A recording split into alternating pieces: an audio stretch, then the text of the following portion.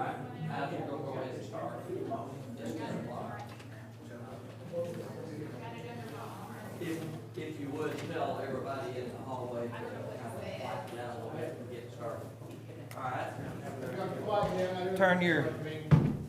Turn your speakers on and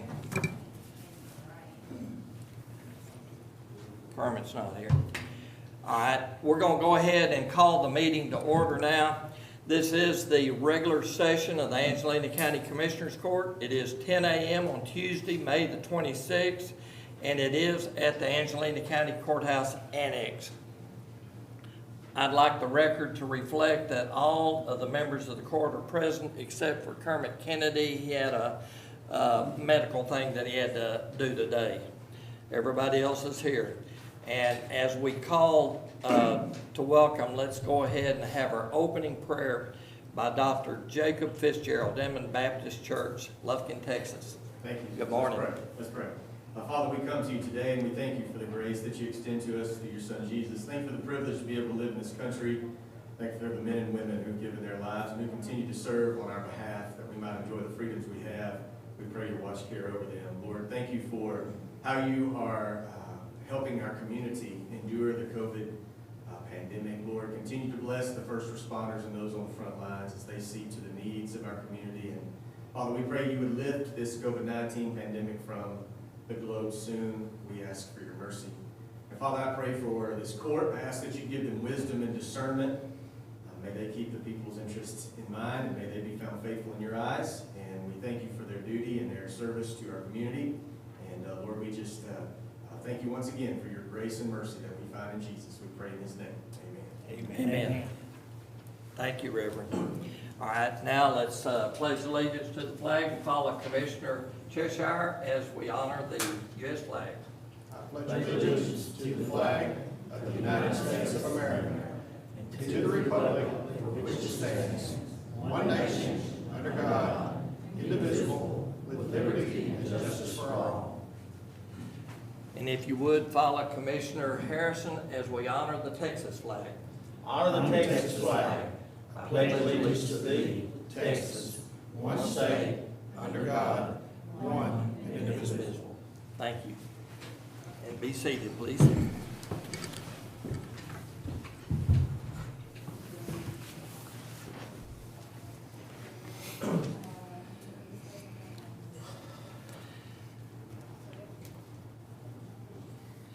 All right, now item number 4 is our public forum. And who is going to be first, Amy? Mr. Forney. Okay.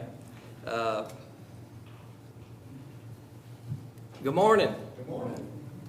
Are we to public forum? We are public forum. We're ready for you, sir. Good, thank you. I'm really here to speak on what I think is the items 20 and 21, and I'd like to do that, but apparently if this is the opportunity to express some concerns, I'd like to do that now. I do know that most of the public, most of the people that live in each of your precincts don't really know what this whole tax bond thing is about. I know you put it on the agenda and know something about it in the paper this morning. This is a complicated thing. It appears that it may even be legal. I'm not arguing the legality of what you're attempting to do. I really want to address the morality and the ethics of it, whether or not you should do this or not. And so I'd like to be able to ask much questions, and I know your timing is normally 3 minutes. Is that correct? Correct. A number of people have signed up and have agreed to give me their time. We were since I know more told about that that's not legal. They can't assign that time. That was from the county attorney, so we're not going to be able to extend from the 3 minutes much, but we'll try to give you a little bit of leeway if we can. Well, I have a lot of questions that people need to know about. Right. Need to know the answers. I know the questions, and I think I know the answers, but I need others to do it. And if this court is going to try to stop those questions from being asked by me as basically a representative for the taxpayers, I think that's a terrible, terrible thing to do to the people of this county. So, We're not going to be able to answer the questions during the public forum, but it will be addressed when we get to those items. okay. Well, I certainly hope, because so few people know anything about it or have had any opportunity to ask questions or anything about it, I certainly hope that this commission will not do anything today that would commit the county to borrowing nearly $6 million. And so I'm going to be asking that you please not commit the county today until there's been an opportunity for public hearings, because I assume there have not been any public hearings about this matter, and I'm assuming that the councilmen have not gathered to consider this matter in groups of more than 2, because that would be illegal if it's not been posted. And that is, That's the 3 minutes. oh my goodness. Well, I'm gonna ask you to allow me to speak in more detail. I think this commission has the authority to allow me to speak. Counselor? Judge, the rules of procedure the court adopted says they're allowed 3 minutes apiece. That's, if there's to be any change in that procedure, I think it has to be something approved by the court. And that's all I'm asking the court to do, is to I don't have a problem with to it. vote to allow me to Let him ask to his talk. questions, because we need to know what. Would you be subject to recall during the discussion of the item, Recall? to come back in and answer questions if we have some? Well, I certainly will do that. Maybe that's the way to do it. Okay. Then Darren. Yeah, when we get to down those, let him When come we back get to in and those ask. items, 2021. Since you seem to be the spokesperson for, Huh?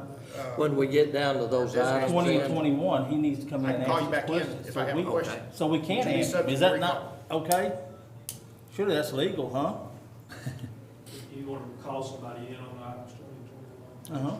Yeah, let's do that. Let's do You it mind that doing way. that, Bob? No, I don't mind. I think That's what I want to talk about. I didn't Yeah, we're not you- trying to really get into expect no- it to be on this, Yeah. but I don't want to be limited. No. If you to- can be to be a available, once we get down to items I 20 and will 21, absolutely if be you'll available stick and- around. I think you need that, That would be have a chance to ask And questions. and all these other people out here that are interested Yeah, that sounds good. want to know as well. I So, understand. Good deal. okay, thanks. All right, thanks. All right, Amy, who's next? Willie Murphy. Is he, well, actually, he's on the agenda. Is he, yeah, he's actually on the agenda. He's the next item. Kelly Dickinson. Okay, Kelly Dickinson?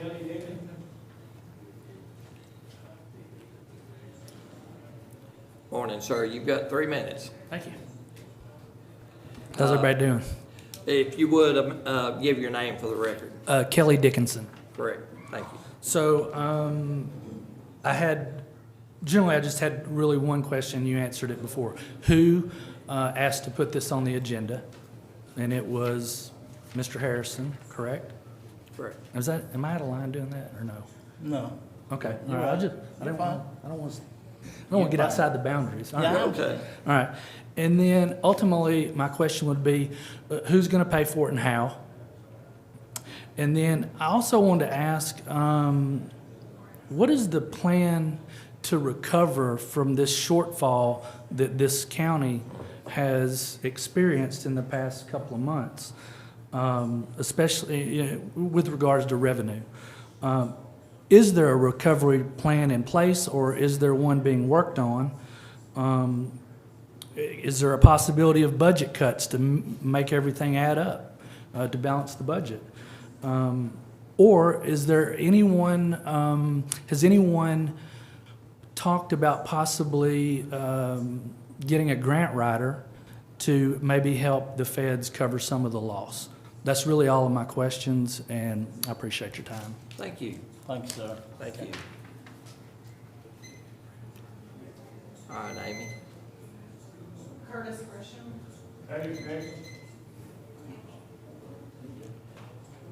Morning, sir. If you would announce your name for the record. I'm Curtis Gresham Jr. Just want to say, start out, appreciate all you guys, all your efforts of what you do here in this county. A couple of things I got concerns with is like the petition that you're seeing out there is the loan and where that's coming from. And, you know, I can assume where it's coming from, price of materials and such as that, you know, with oil fields using the same materials that we are. They pay $200 or $300 a ton. We're used to paying $50 a ton. I get it, okay? So that don't concern me near as much as the one unit system, which I think really needs to be evaluated before that's put on a ballot. I think it needs to be looked at. I can't see where we're cutting county employees off the bottom to add one to the top to train or teach a group of men that already know how to build a road. That makes no sense to me. I'd like to really caution, if that happens and we go to a truly engineered road system, of what we're handcuffing ourselves to, okay? Once the system is engineered, that's what we build to, that's what we patch to. So that shovel of oil sands that we normally would patch with, that's $1 a shovel, and we go to an engineered hot mix coal lake patch, it's $12 a shovel. We need to understand that once we handcuff ourselves to an engineered system, that we have liabilities as a county, as people, as employees, as workers, to build that road to them specs. And if we go outside of them specs, then we're liable for that if something happens, okay?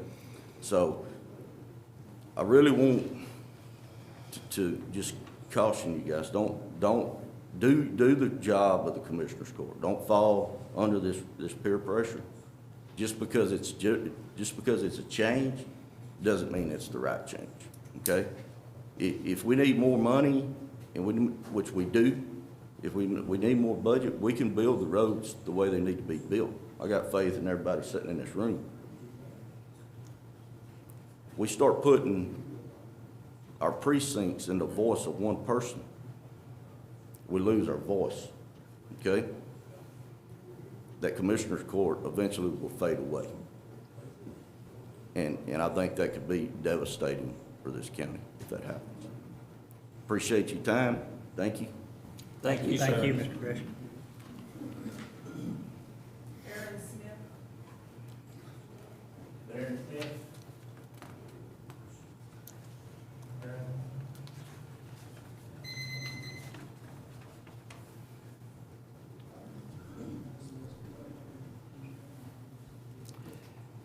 Aaron, if you would, state your name for the record. Aaron Smith, I live in Diboll in Precinct 4. Basically, what I came up here today is going to be addressed, I think, later on. I would really like to know about the $6 million that's being presented. I, for one, do not have a problem with spending capital expenditures on our roads. They need it, obviously. What I do have a problem with is $6 million debt on a taxpayer and not having a little bit more information. And so I just didn't want it to become one of those situations where we got to pass it to understand it. And that's my biggest fear. That's what I want to understand, to know where the money's going, what it's for. I also don't want it to be a situation where it becomes a revolving loan where we borrow $6 million to work on the roads, and then when this debt is paid off, we borrow another $6 million to do it again. That is why I want to make sure that whatever we spend is the best return on our money as taxpayers. So, but I think a lot of the rest of this and my concerns will be addressed later on. Thank you. Thank you, Aaron. Thank you, Aaron.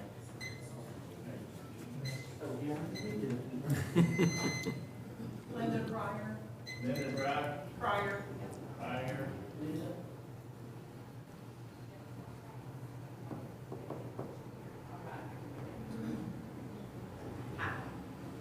Good morning. Please state your name for the record. I'm Linda Garlington Cryer. I live in Precinct 3, and I've lived there for 35 years on Highway 69. Mr. Pitts is our commissioner.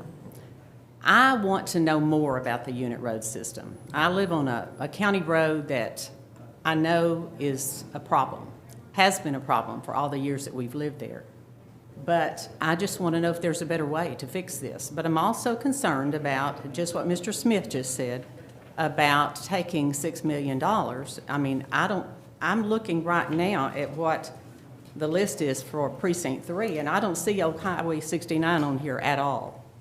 And it's a problem. I mean, a lot of people travel this road. So that's my concern. I'm just here I need to learn some more about what's going on. Concerned citizen. I thank you all very much for what you do. And I'm willing to, I want to yield my time to Mr. Flournoy because if I have any time left, because I want to hear more about this. Okay. Thank you, Linda. Thank you. Thank you, ma'am. Michael McCracken. Michael McCracken. Good morning. Good morning. Please state your name for the record. Michael McCracken. I signed in. I didn't really have anything to say, but I do support Bob Flournoy's efforts to just try to understand a little bit better and to understand both the $6 million proposed expenditure as well as to explore the unit road proposal. I believe the federal government's doing things in reducing duplication, waste, fraud, and abuse. Not that I'm suggesting that's happening here, but efficiency is a good thing. So I think we need to explore it diligently. Thank you. Thank you, sir. Thank you. Thank you. Mike Jackson. Who? Mike Jackson. Mike Jackson.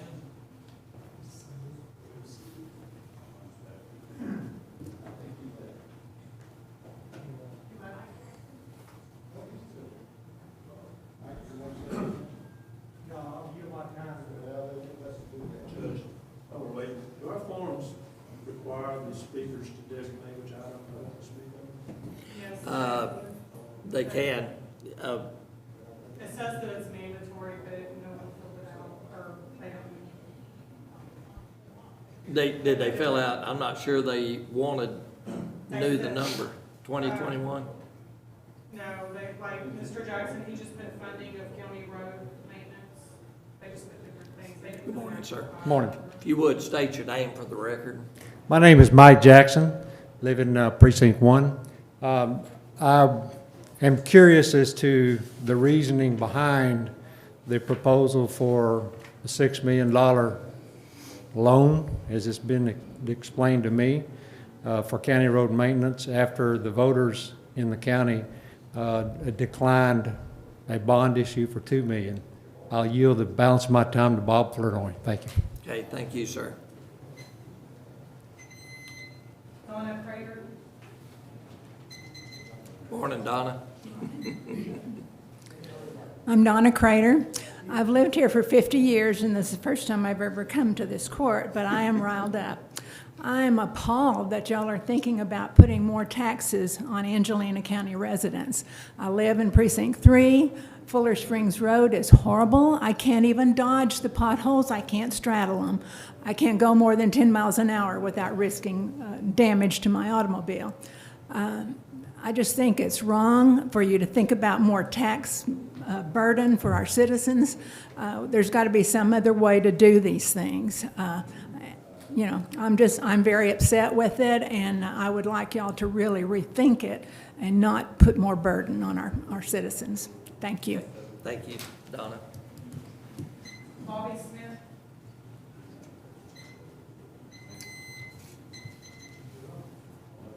Smith. Hey, Bobby. How you doing, sir? Hey, Bobby. My main concern is, how did y'all come up with this $6 million figure? Yeah, state your name, please, sir, Sorry? for the record. What? State your name, please. Bobby Smith. Right. I mean, you know me, he knows me. How many miles of road this gonna fix? And like I say, how did y'all come up with that figure? I live out on Green Sanders Road, and it's in very, very bad shape. Most of these roads y'all oil and it don't have the foundation to be putting down oil on. That's the reason it won't hold up. A lot of the roads that are oil, in our precinct don't need to, shouldn't have been all, but there's not enough houses on some of them. And Greg was worried about dust, but I think a person would rather have a smooth road and a road that's full of potholes. And I seen a Suburban yesterday coming down my road, the rear end of the vehicle come off the road, because there's one places that's that bad. So, might have been driving a little too fast also. But something does need to be done. But I think it needs to be under more supervision, what's being done. And the amount of equipment, I don't know about the other precincts, but the amount of equipment and stuff that some of the precincts do have, and sets idle a lot. But y'all do need to work on it. But is the $6 million gonna fix all the roads in Angelina County? And that's something y'all need to think on before you go borrow $6 million. And how is it gonna be paid back? Through taxpayers' money, raising taxes and stuff. So that's what a lot of people want to know. Okay. I just want to voice my concern. And I do want my road fixed. Thank you. Thank you, Bobby. What's the road fixed? Rachel Kennerly. But Rachel they don't want to Kennerly. pay for it.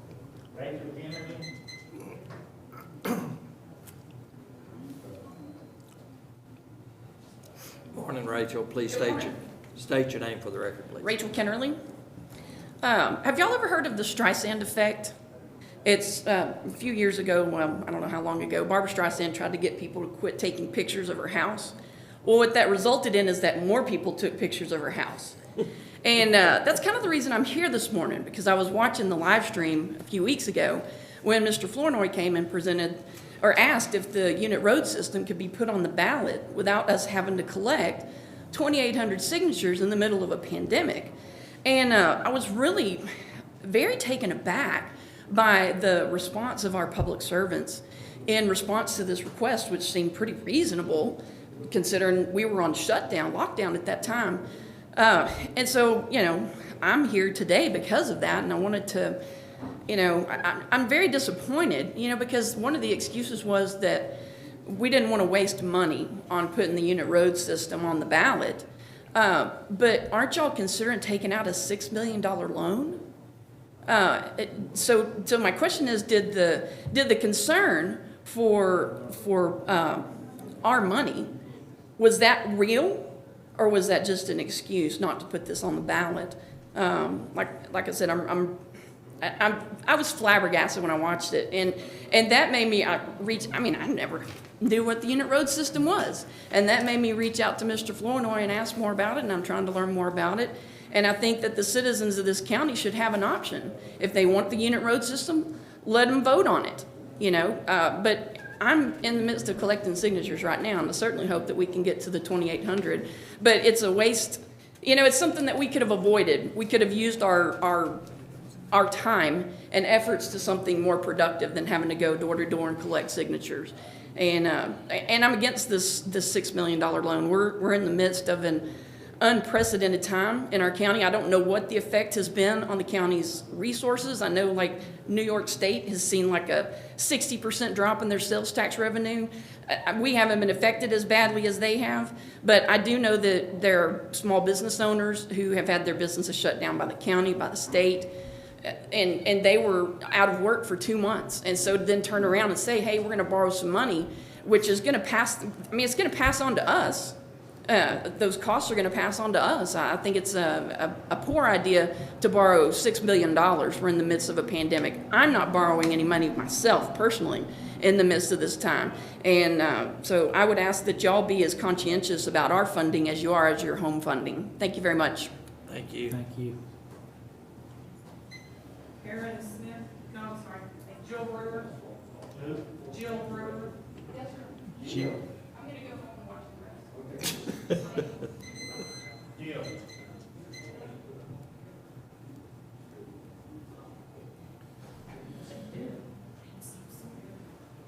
I always feel like You ought to speak on the public forum. show or something when I do this. Honestly, I do. All right, guys. Do I start? I'm not. Okay, good. Okay, I got some phone calls this weekend, and so I thought I'd come in and maybe clear some things up. I just wanted to know, I wanted to let everyone know that the county roads do need to be repaired because of what's on social media, the Lufkin Daily News. The interest rates are very low right now, so if we were to borrow the money, we would get a really good interest rate on that, and we can actually do this without increasing the tax rate. The funds for this is out of my realm, y'all, I'm sorry. I don't do this often. The last 4 budgeted years, the commissioners received a total of about $1 million with the exception of 2019, and they received an extra $700,000 to work on roads, 700 miles of roads. I was told this event was occurring because of the quarantine. It's not. This has been in the works since late 2019. There had to be a business plan constructed and research had to be done before we could actually do this and do it properly. The tax rate will not increase because of this. We are going to retire our current debt and pay it with existing funds so we can issue a new debt service at approximately the same rate. Funds are being tied to specific roads and precincts. That is not true. The money is to be borrowed by Angelina County for all roads in all precincts. And the commissioners are greedy and all the money will go into their pockets. No, they won't. This lady right here, our county auditor, is an expert in monitoring people's spending. And she is good at what she does, and I can guarantee you that the money will not go into your pockets. Did I do all that in 3 minutes? Look at me, just like a campaign speech. Look at me go. Pardon? You got another minute. I have another minute? Okay. Well, I did a little research over the weekend, and I'm going to go on. Since I have a minute, I'm going to break it down. 2017 budget. For over 700 miles of road, we had $1,024,000 budgeted. In 2018, $1,019,000. In 2019, $1,670,000 because you gentlemen were given an extra $700,000 out of the general fund balance. And then in 2020, we had $991,000. And that was your budgets to fix 700 miles of road.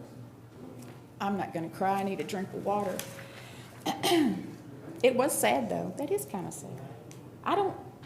I'm done, guys. Thank you. You're welcome. Thanks, I'm telling Jim. you, I can still do it in 3 minutes. Thank you, Jim. Thank you, Jim. Amanda Gilbert. Amanda Gilbert.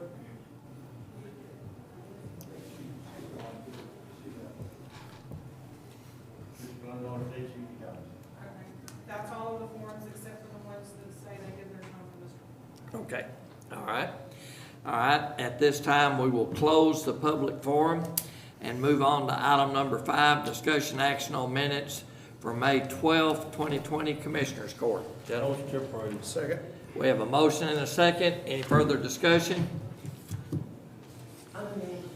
Oh, I'm sorry. We were told that you were gone. I'm sorry. I was outside listening. Oh, okay. Please state your name for the record. Amanda Cook Gilbert. Okay. I was born in Angelina County, and my family has lived here since 1849. I live in the area that was close to Marion's Ferry. The road that I live on is Willie Nearin Road because Willie Nearin was my grandfather, and he and my great-grandfather built that road in the early 1900s. The road is terrible.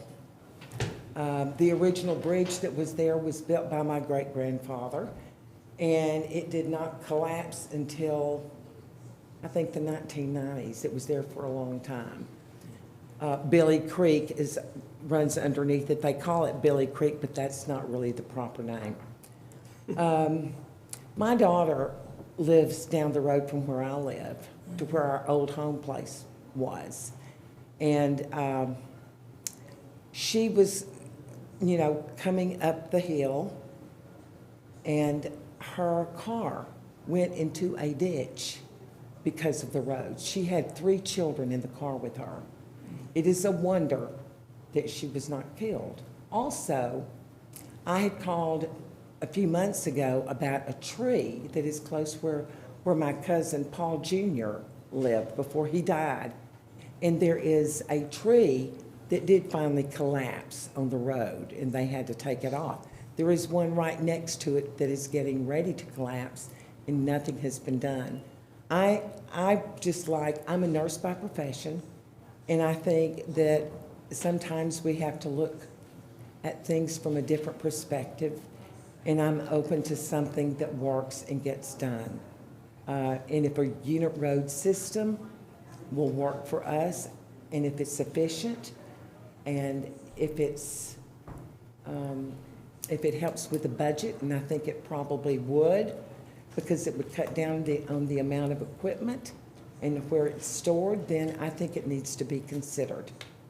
And so I really do support the unit road system, and at this time, I'm getting a lot of signatures. Thank you. Thank you, Amanda. All right, now we will reclose the public forum. Item number 5, discussion action on minute, oh, wait a minute, I'm sorry. Go down to item number 6. Did we vote? We didn't vote. Okay, all right. Number 5, discussion action on minutes for May 12th, 2020 Commissioners Court. We have a motion and a second, and I asked for any further discussion. There was none. All in favor? Aye. Any opposed? Motion passes on item number 5. Item number 6, appearance of Willie Murphy to discuss road conditions on Precinct 3, Angelina County. Willie?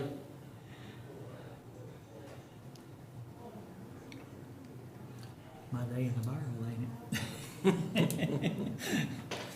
Not necessarily. Is he here? He was here.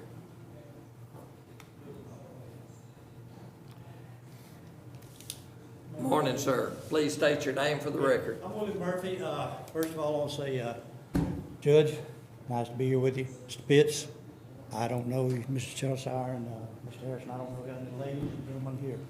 I've got a few things to say this morning, and most of them are with Mr. Pitts, but I've got a couple of questions to ask all 4 of you or 5 of you, which he's not here. Who is responsible for you guys? In other words, if I got a problem, who do I call to complain about you, or you? Of course, I wouldn't complain about him, but he's the guy you got to complain to, right? Who are the guys that you got to go to if I got a problem with you? But I got an answer for that? Can't really address any Oh, okay. questions. Okay. He's on the agenda. He's on the agenda. Yeah. We can answer his Can we questions. answer? It depends on what kind of complaint you have. If it's a criminal complaint or if it's a complaint about, action or inaction on Right, something, right. then Basically- you can actually, the first thing to do is, of course, go to the commissioner and try to work out a solution Okay. in your precinct. Right. If it's a question in that precinct. Okay. Okay? And if that solution can't get worked out, then, at that time, you're doing exactly what needs to be done, is But come to the basically what it commissioner's amounts court. to is, the only person that you guys are responsible for is the parishioners that voted for you. Is that basically what you're saying? Bottom line. Okay, bottom That's line. it. Okay, that's what I need to know. Now, come to see you this morning. I could gripe at all these guys out here, the same thing I'm gonna gripe at you about. It's not a gripe, it's a concern. And it's road conditions. And I know y'all haven't had nobody in this morning mention road conditions. So I could pick the wrong day to come. But anyway, you know what my problems are. I'm not going through the whole thing of it, but I've got a couple concerns with it. Now, when we had this original problem come up out there, it was about 2 weeks ago, your guy come out and talked to me. He said, okay, we can probably do this Friday. Okay, Friday morning he calls me, and I won't give names because you know where it's at, so I'm not going to give names. He called me, said, I can't do it because they can't guarantee me a sheriff's deputy to be out here if I call him. And you know the reason for that. So they didn't show up. He said, call me back, and he said, well, we'll be out there probably Monday or one day next week. That was the week before last. No shows. Nobody done nothing. And I finally got a hold of you after calling for a solid week. The barn down there, nobody answered the phone. Always. You know what he says when you answer the phone. So, and I'm not I'm not trying to be mean, I'm not trying to be nasty, but there's things that need to be done, and when you're promised something, or not promised, but when you're suggested to do it, and those roads out there hadn't been cleaned out in 5 or 6 years, the ditches. And one ditch in particular is used for a leaf bed. And that is one of them that I need cleaned out. And I still need it cleaned out. And I also need mine cleaned out. And I know I'm not special. You're not gonna come out there and clean my ditch. Like you said, you got, of the 600-something miles of roads you got out there, you got a Mr. Murphy on every road telling you the same thing. I'm gonna say this, I don't give a damn about your other 600 miles. I'm worried about that 1.5 miles, 2 miles that I live on. And I'm gonna say that, and that's the way everybody should be concerned. Shouldn't be worried about everybody else, really, just his. But just to get out there and get it cleaned out is, I know it's something you can't do every day, I know that. And I don't expect you guys to do it. I'm sure you guys got the same thing. If you hadn't, you ain't doing what he's doing. So. Mr. Murphy, let me address something. Okay, go ahead, man. I appreciate it. You know, I talked to you twice on the phone, and I did tell you that we'd try to get out there when we got to it. My foreman, I think you talked to him twice. I don't think it was on Friday, but. It was a Monday or Tuesday when they done the work out there, but he was supposed to be there Friday. Well, we don't even work on Friday, so I find it hard that he scheduled something on Friday, but that don't really matter. But since then, I did a work order and I handed it to my guys, and they got the big deer in the headlights look, and they said, "You really want us to do that? You know about the situation." You know where it's at. They had a gun pulled on. Yeah. I refused to put my crew out there in between you and your neighbors fighting to take a chance on them. Right there, I'm gonna stop you right there just for the purpose of this. You are not putting yourself between it. You are the road commissioner of County Precinct 3, right? Absolutely. And I'm the one that makes the decision whether to put them guys out there or not. And your road runs from the center of that road to over that bench, like over the ditch, like you told me. Just over the ditch where the fence starts is that's road property. Not road property. We have an easement. Easement, same thing. I mean, I call it road property, you call it easement. My whole place is under that. So the problem I got is you can't go out there and talk to them people and tell them you're gonna come and clean the ditches out, which would help them immensely and help everybody else too. It's just like I told you, Mr. Murphy, it's a no-win situation for me. You're mad at me now. No. I get the law and go out there and stand guard and let my guys clean the ditch out. No. And then she's mad at me. No, I'm not. So I'm not mad I just at soon you. not put my guys in that position. Well, one of you's gonna be mad either way. I'm not mad at you. Like I said, I could be mad at Mr. Lindenberry right now. And tonight, me and him go out and have a beer together. I don't stay mad. I don't want to use the word. I get a little upset, but I do get mad, but I don't stay mad. And the only way for me to know to take care of a problem is come to you and talk to you face to face. This problem needs to be taken care of, irregardless of how we have to do it. If we have to get the sheriff's department out there, and me and you both go talk to her, say, hey, well, it'd be better if you talk to her, because she don't like me. But she don't like nobody, evidently. I understand she pulled a gun on the water people the other day. No, wasn't a gun. She didn't pull a gun on water people. She brought a gun out. He did, I think, her son, from what I heard. That's a different story. I won't go there. You know as much about that as I do. So. But yeah, she pulled a gun on me too. They told me they're gonna kill me. But still, I mean, I'm old-fashioned. If you got something to do, go do it. Ever how you have to do it. And if you have to take the sheriff's deputy out there, and I understand that completely, because like I said, I know what you're talking about. They did. They pulled a shotgun on them up there trying to clean their daddy's ditches out. Not hers, her daddy's. Yeah. But them ditches out there, they're not made for a leaf rake. Put the yard scrap in. That's correct. And it's like I told you, if it was causing erosion down your driveway, under your house or something, it'd be a whole different situation. Oh, if it is. It's really not causing. If it's causing erosion down the road. I tell you what, the next time it comes a big rain, I'm gonna take some pictures. I might even take a movie of it and show you how much water goes down the middle of that road. From my driveway all the way down past my two daughters' house. there's 6 inches of water sometimes in that roadway. I don't doubt that, but But I mean, that's another story, but the problem I've had since I've been there, if I get my 3 minutes, just let me know when I go, is the ditches have not been taken care of, and the roadway is getting worse simply because of the ditches not being done. And I think you guys have tested that. If you don't clean the ditches out, the roadway goes to pot. And it That's really does. absolutely true. And it really does, because I've got a place in my front drive, right where I pull in right now. If it's wet, it's gonna go completely out.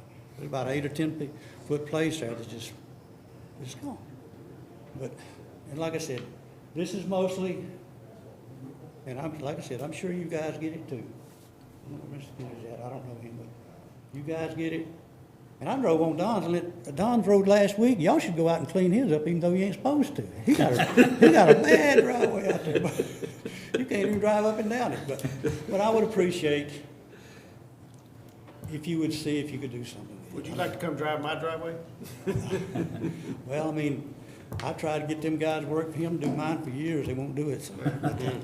But if you could do. Mr. Murphy, may I ask a question? Yeah. What do you think the solution is between you and your neighbor? The solution is, I think I've got my solution taken care of. We need not to get in between neighbors. I'll be as loud as I can. That's my point. That's the root of the problem. But my problem of it is just, they don't like me. Simply because of what I'm doing right now, between me and you.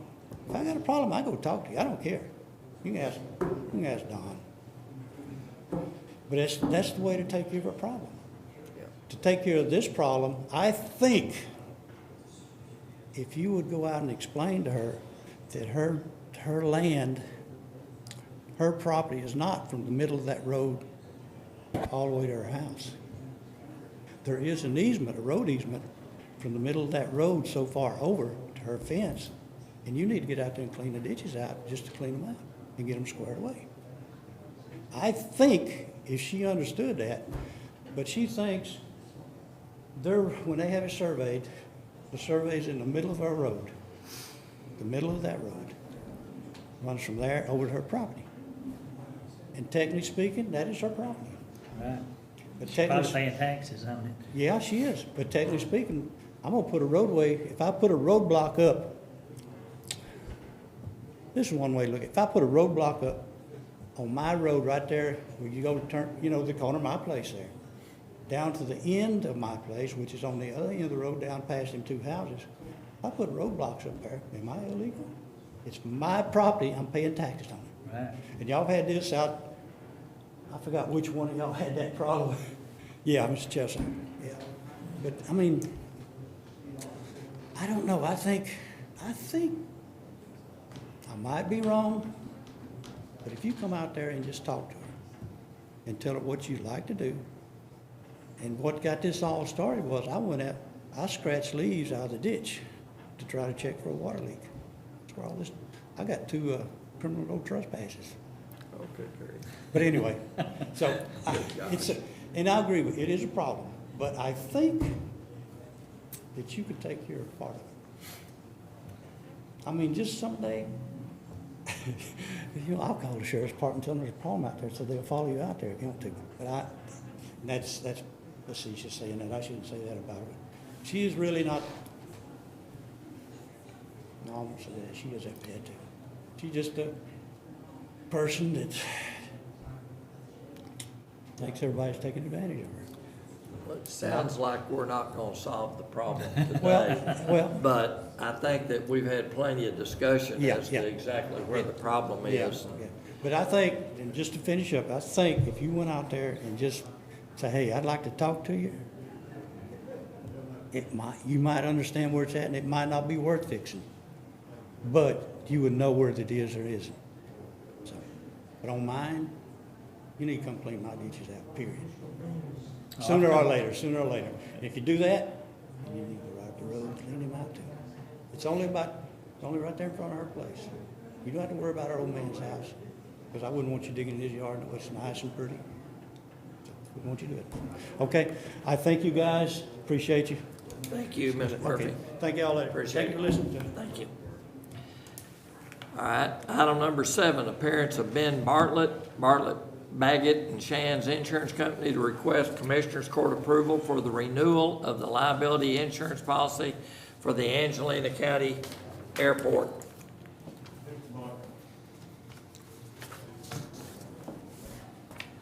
Good morning, Ben. Good morning, everybody. Yeah. Good morning.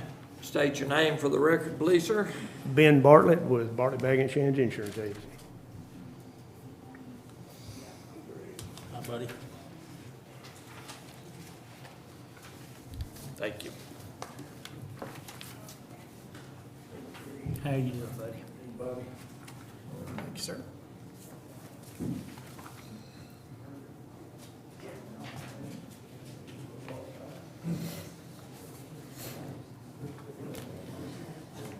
Good morning, gentlemen. Good morning, sir. Thank you for having me this morning. We have 2 of the county's policies that are coming up for renewal in June. The first on the agenda is the airport general liability insurance.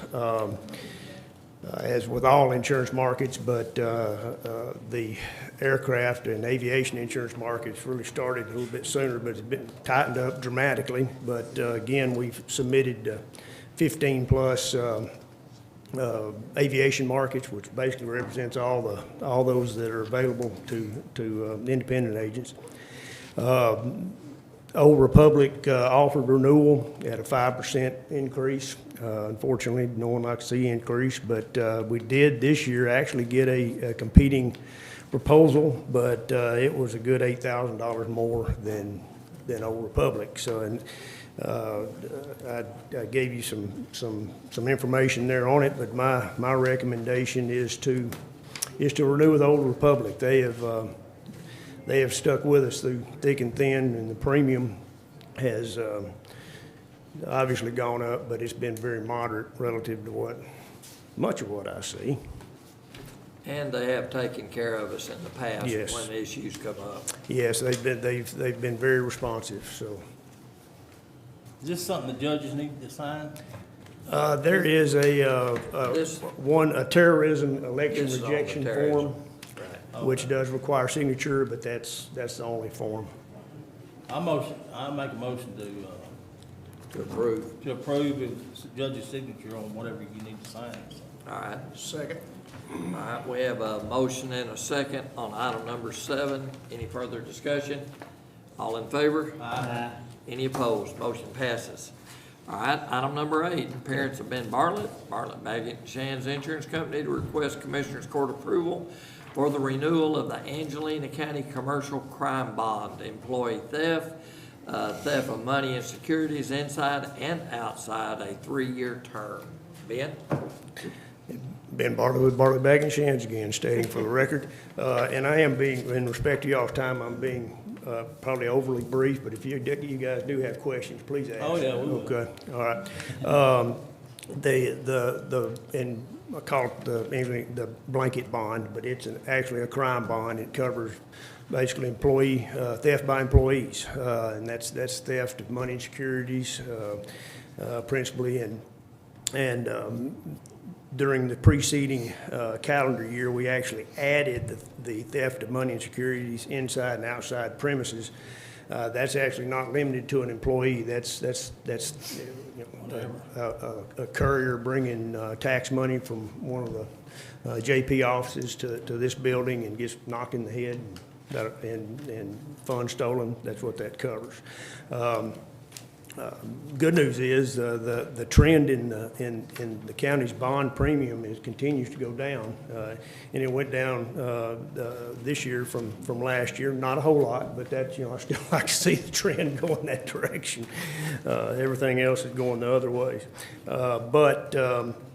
Again, this is for a 3-year term, but it's actually paid in annual installments. Okay.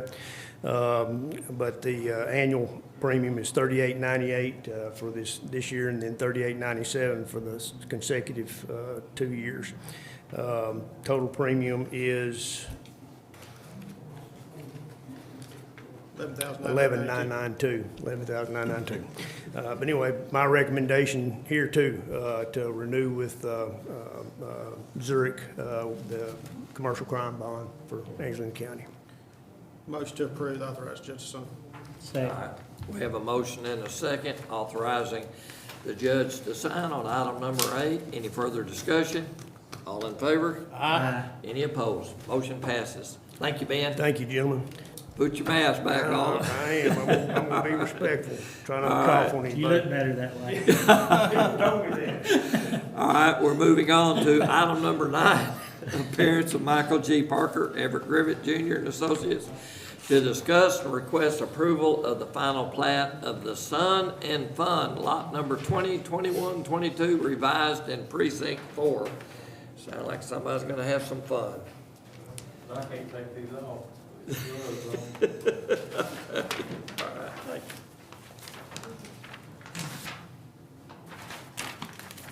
Fun, sun, Thanks, sir.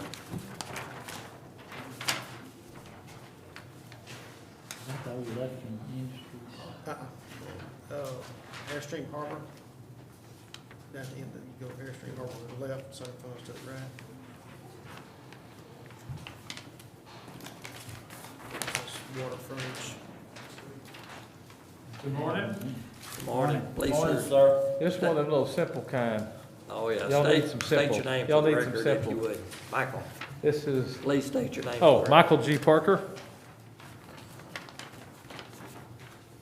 Proceed. And this is taking 3 lots out of Sun and Fun, lots 21, 22, 20, 21, and 22. Instead of dividing them, we're making less. We're making 2 lots out of 3.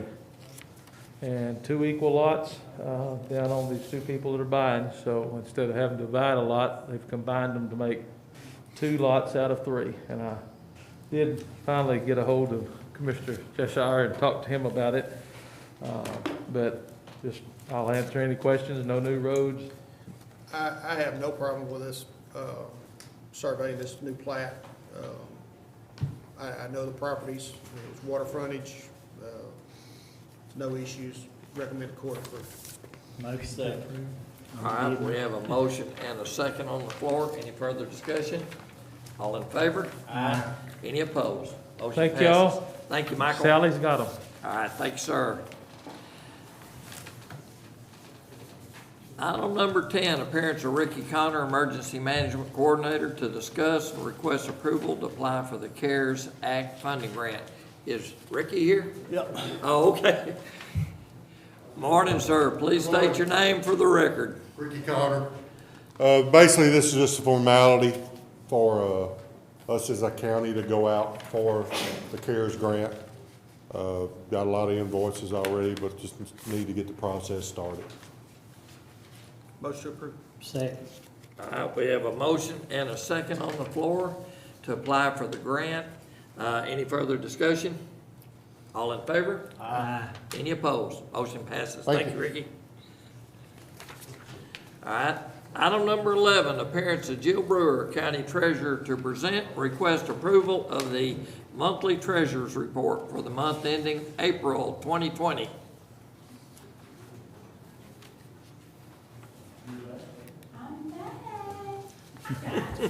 Morning, Jill. I can be my evil twin in the Perry Mason trial. I'm telling you, when I walk through the doors and you guys are sitting there looking at me, I really do. I feel like the star witness. I don't have to talk so fast this time. Oh, good morning, gentlemen. Good morning. Have we not had fun today? All right. We're going to do the treasurer's report first, right? Right. Okay. Okay. I noticed something when I was doing my treasurer's report. Something on the first page I want to talk about. I know, right? It's like, what? I want you guys to look down at the construction fund, and we need to replace the second page, and I'll tell you why in just a minute. Is Mr. Kennedy not here today? He is out. Okay. Well, I can't leave there. I didn't ask to approach. Are y'all afraid of me? Sure. I got all these ruffles on and my friends and all. And there's Roxy's today, don't I, Amy? Here you go, Miss Kennedy. I think that's the third thing. I think it's the room, because I didn't drop anything until I got here the first time. All right. Now that I've got my act together, ooh, okay. I want you guys to look at the first page and look at the construction fund.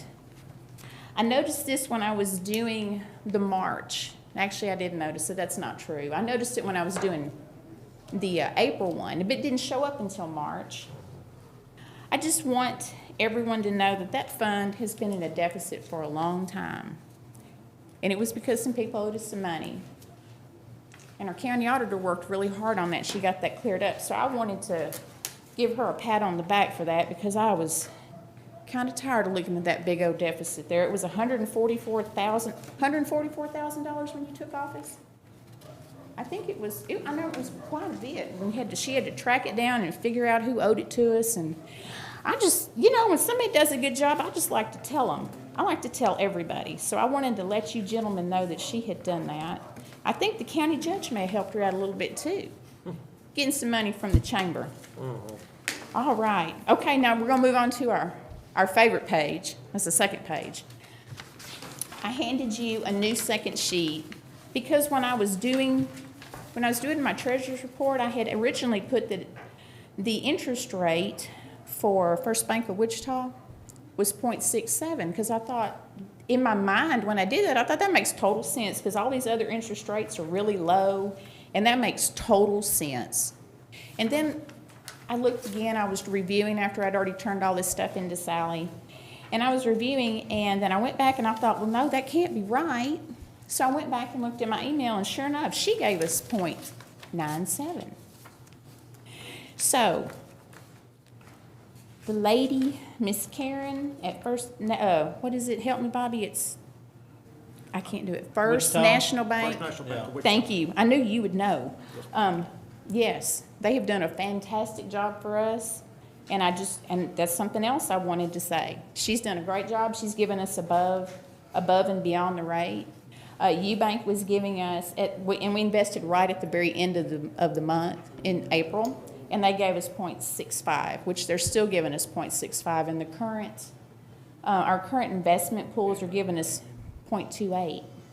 So they're giving us 0.25%, almost what our bank account's paying.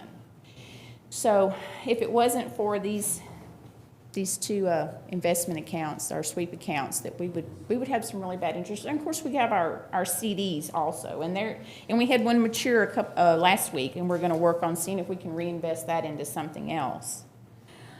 Let me see if there's anything. I moved some money into the money market account because it's at 0.9, and it's one of our highest. Actually, right now today, it's our highest investment not including the CDs. It's our highest investment, so I put as much as I can into that. We have a cap. I think we talked about that the last time. We can only hold so much money at Commercial Bank. They're a depository, but they collateralize and they kind of stabilize our bank account. So now, if I'm boring you, let me know because I can move on. All right, I slept really good last night. I slept good all weekend. I don't get to do that in middle age too much. I have found that the older you get, the harder it is to sleep because you have so many aches and pains. All right, I updated the balance for the landfill trust. It's $7.8 million, and then our checking account balance had a little extra money in it. That's because of the timing of the investment with UBank. We hadn't quite pulled it out and moved it over yet. So it was at $2.3 million.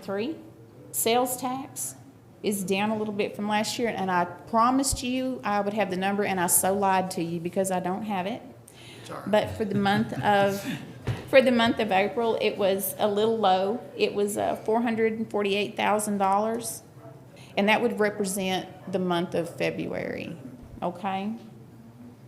Year-to-date interest is $140,000. And if there's any questions about any information on this page, I'll be more than happy to try to answer it for you, gentlemen. Why are you frowning? I can see you frowning through my readers. If you would, go back to the landfill account and make that statement again, please. You want me to make the statement again about the landfill account? Please. The Waste Management Trust at Southside Bank. I updated it. As of March 31st, we have $7.8 million and some change. Thank you. You're welcome. I just need you gentlemen to approve it. Motion to approve. Second. We have a motion and a second to approve the treasurer's report. Any further discussion? All in favor? Any opposed? Motion passes. Thank you, Jill. Item number 12, appearance of Jill Brewer, County Treasurer, discuss and present Angelina County quarterly investment report I almost for wanna- the quarter ending March 31, 2020. I almost want to walk out and come back in, just so I can get that feeling. I know this is going to end pretty soon. One of these days, we won't be able to do this anymore, and I want to get that as much as I can. All right, so this is the quarterly investment activity. So this is the last 3 months, just sort of summed up in one document. Now, on the very first page where it says investment of summary, and it's by account activity. That's not right. That's not my first page. Did I do that to you, gentlemen? This is by fund. Okay, so the fund, okay. So the funds, when it's done by funds, I'll go back over it. It's almost like the first page of the treasurer's report. It's a cash flow in time. So if I ran the treasurer's report on one day and I did this report on a different day, which I did, the beginning cash numbers may not be exactly the same. Because January I did, of course, in February, and this report I did last week. So the cash numbers, if you were to take the January treasurer's report and this report and look at it and say, hey, these cash beginning balances, they don't match, just because cash is fluid, and as things get paid and we pay things in periods because of accounting, it changes the cash numbers. They should be close, but they're not always exactly the same. So in that very first section, it's going to show you all the investment moves that I did during the quarter.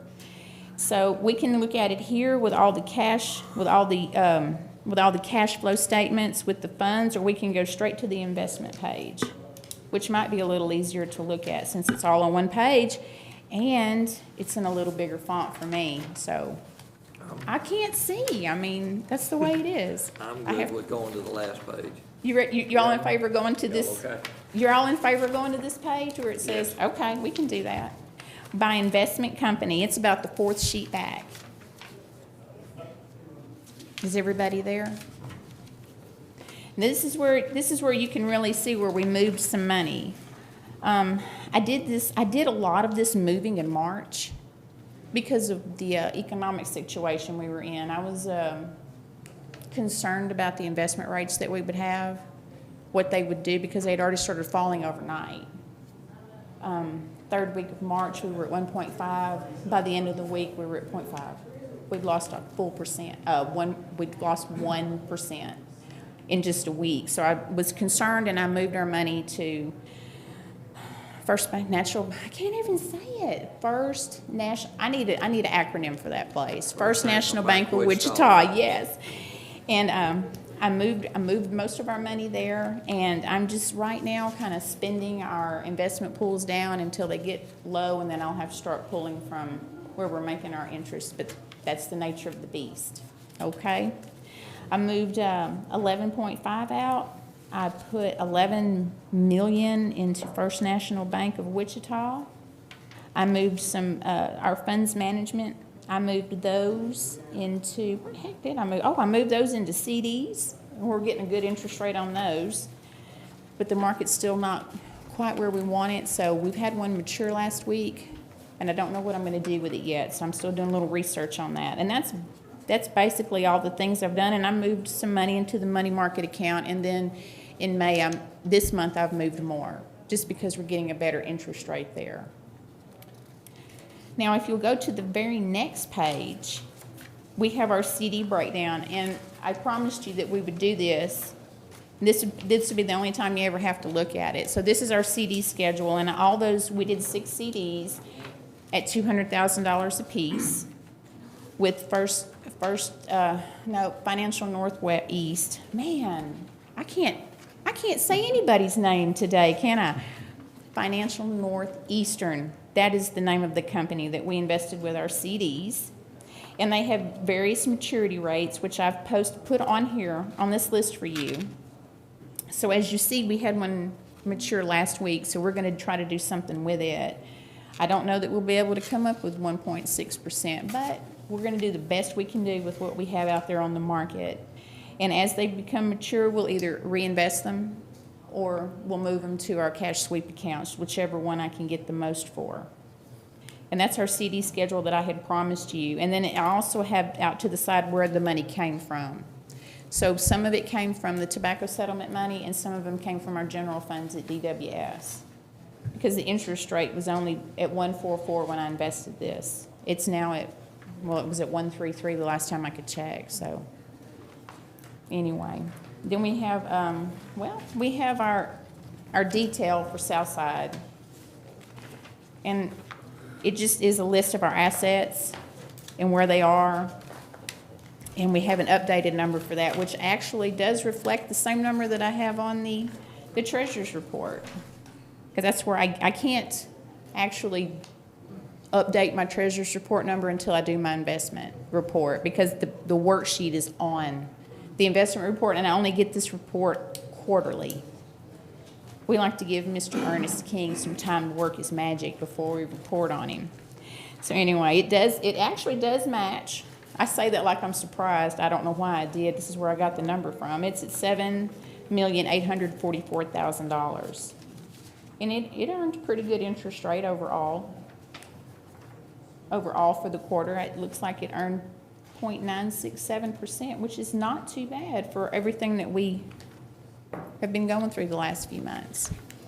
Well, gentlemen, I'm just supposed to report it and tell you all about it. I don't think I need approval for it.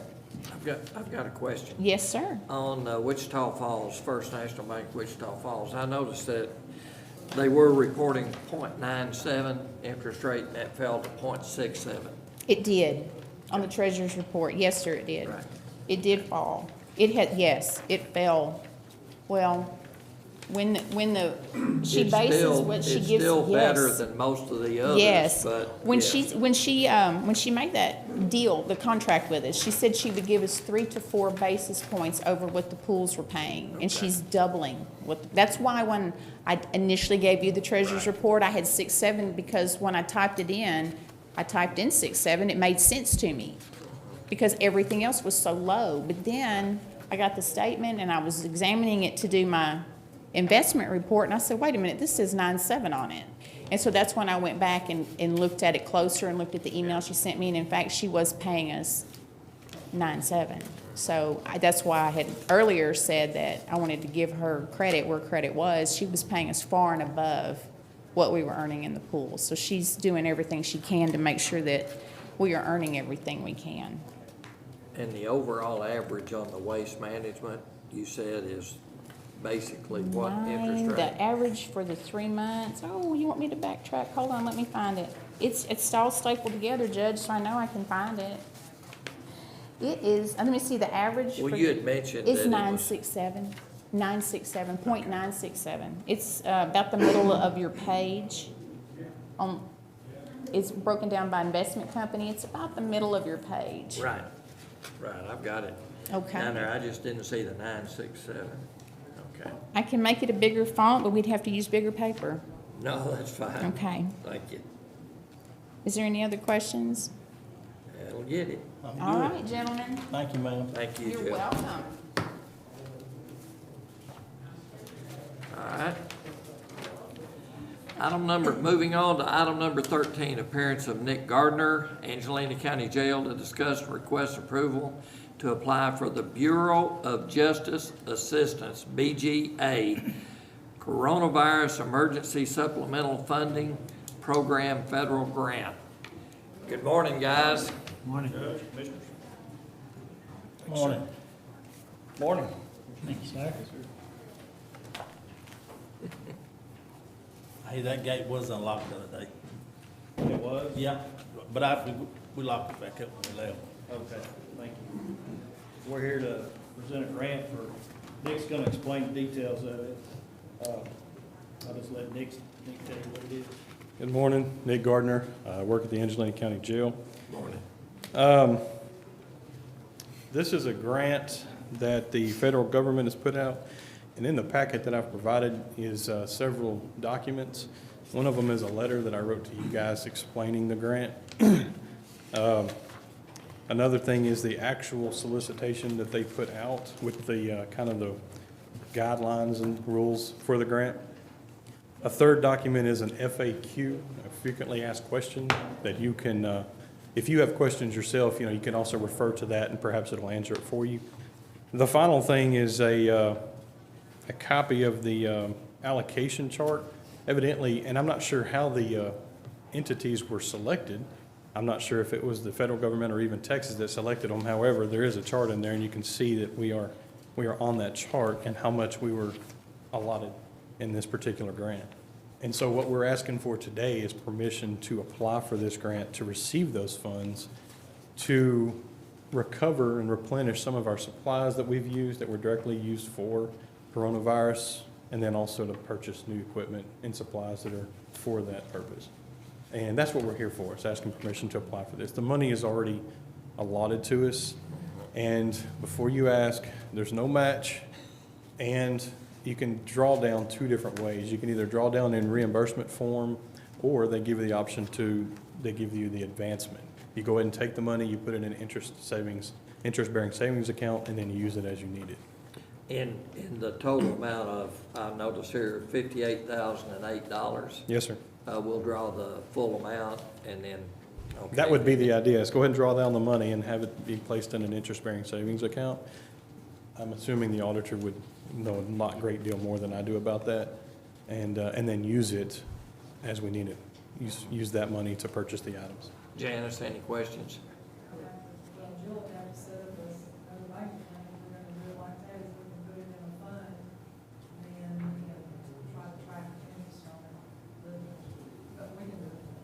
Whatever's easier for the county. I mean, like I said, they give you the option to do it both ways. Right. Resolution. Most of these grants require this resolution. It's a standard resolution, basically stating that I would sign it, and if you collect the money and don't use it for the proper use that it was intended to, you've got to pay it back. Yes, sir. We can read the whole thing, but that's basically what the resolution says. And that clause is in the resolution as well. Correct. And Mr. Kirby has looked at the resolution this morning, and he didn't have any issues with it. So. And no questions. Yes, sir. Is there a place for you to sign? Just my signature, Oh, yes, okay. sir. Make a motion to approve with the judge's signature. Second. All right, we have a motion and a second to approve with the judge's signature. Any further discussion? All in favor? Aye. Any opposed? Motion passes. Thanks, guys. Yes, sir.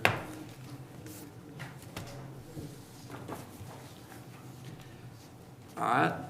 Item number 14, appearance of Elizabeth Hawkins, election administrator, to present a resolution authorizing the Commissioners Court approval for the CARES Act grant. Elizabeth had a family emergency this morning and she's unable to come, but we have discussed exactly the same, matter of fact, the same resolution that we were just approving is a like resolution stating that because of the effect of the coronavirus on Commissioners Court voting practices, that we have this money available from the state. If the money is not used properly, we have to pay it back. That's the bottom line on it. But I submit that we need to go ahead and approve this, even though Elizabeth was unable to come. Everybody has looked at it. Was this the one that she was talking about, the verbiage and all that? Yes, that is the verbiage. And that's something you looked at? Yes, sir. This is something you looked at? Everything looked good? I did not actually review the verbiage of the resolution. Oh, okay. But it's my understanding it was supplied by the Secretary of State's office. Oh, okay. Each one of y'all has that copy in in your folder. But that, yes, that question is correct. That was the verbiage that she said that had to be from the Secretary of State. It's something we all need to sign? Yes, it requires everybody's signature. Motion approved, authorizing the court to sign. Second. All right, we have a motion and a second. If there's no further discussion needed, all in favor? Aye. Any opposed? Motion passes with everybody signing it. All right, item number 15, appearance of Elizabeth Hawkins, election administrator, to discuss and take action on approving the early voting, election day, voting location, and hours for the runoff election. Gentlemen, y'all have in front of you in your packet all of the locations, dates, and the new hours for the runoff election.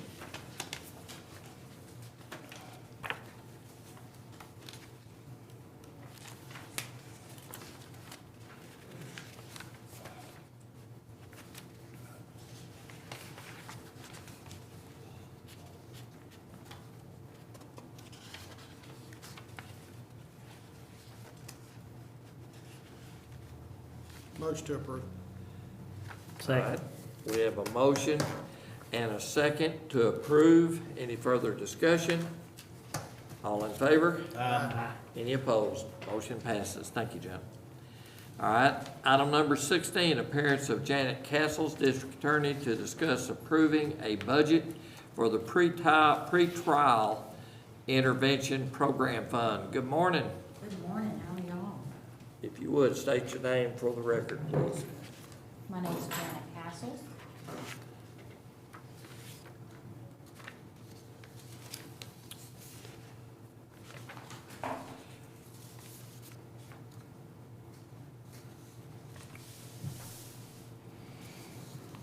Okay. I'm sorry, I had submitted it to Janice here. I thought she would have had,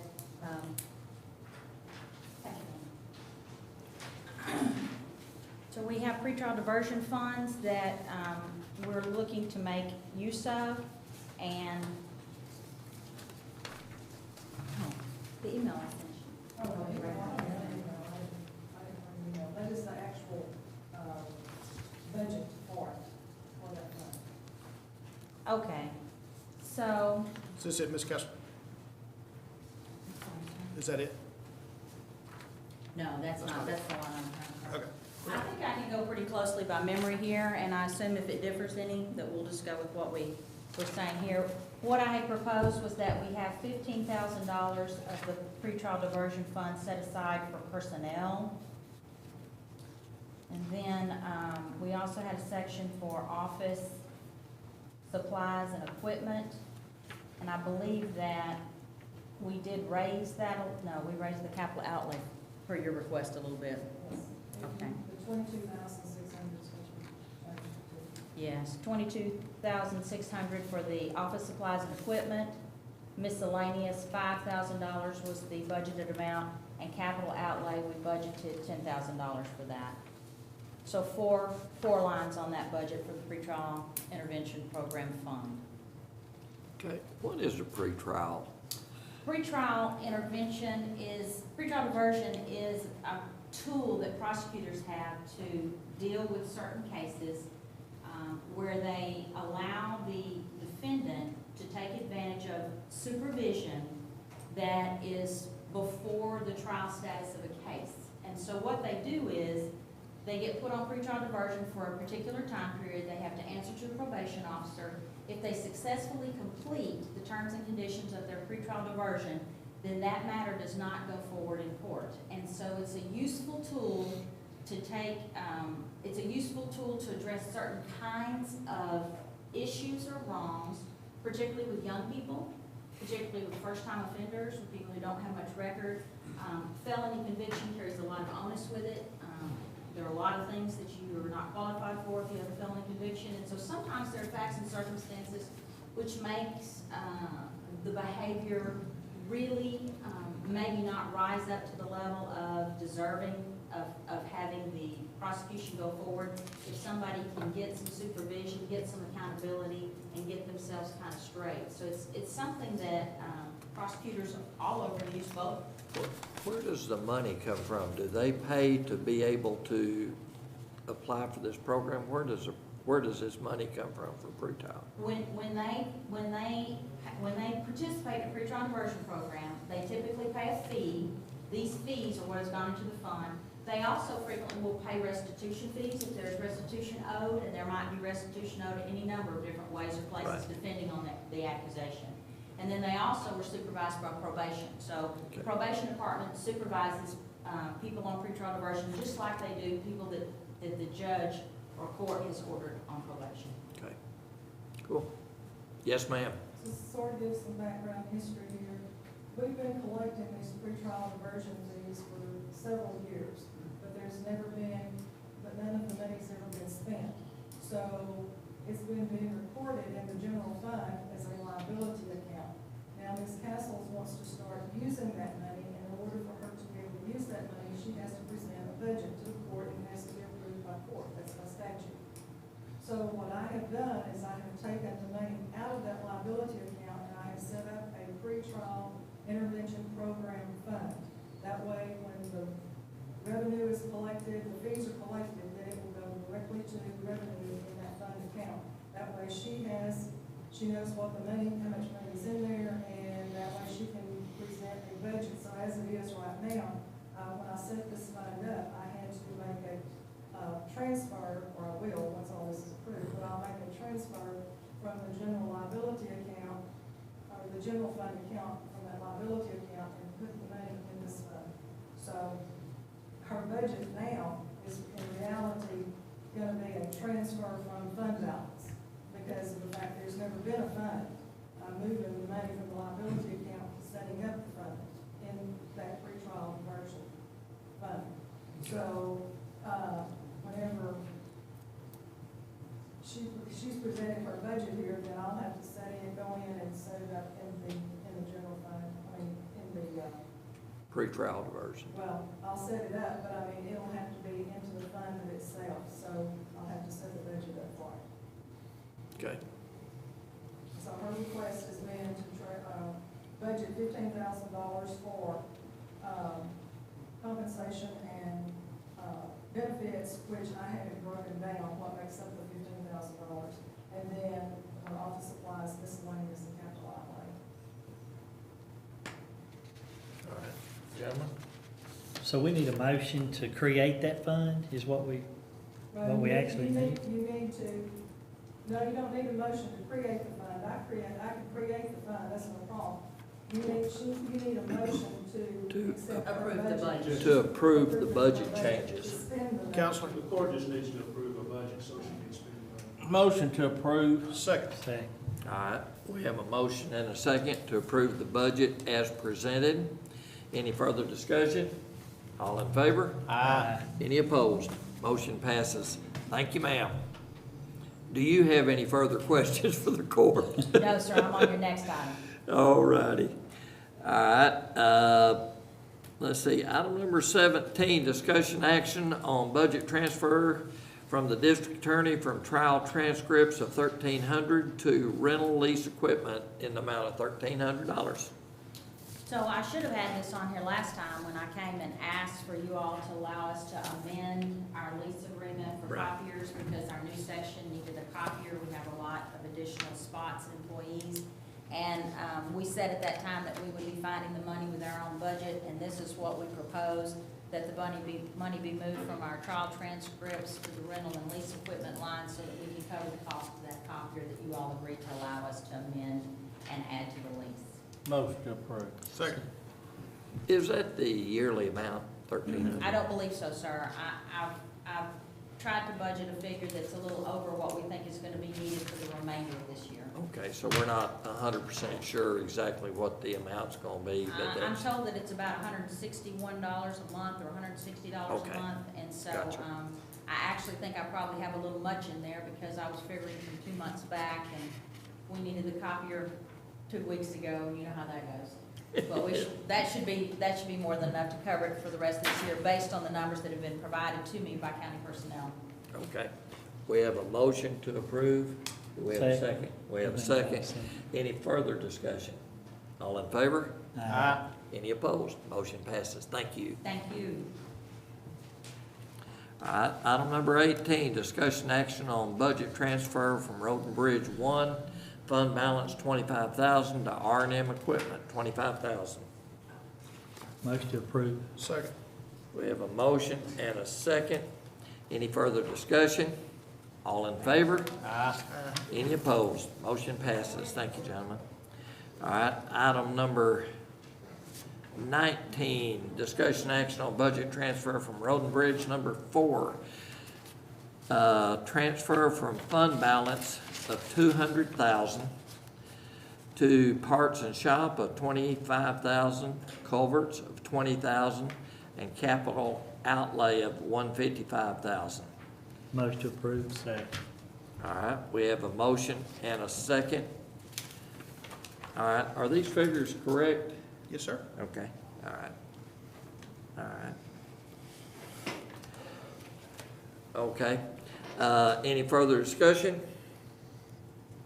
All in favor? Aye. Any opposed? Motion passes. Thank you. Hey, can we take a break? Motion to recess. Second. Okay, all right, go ahead. Before we started on it. All right, go ahead.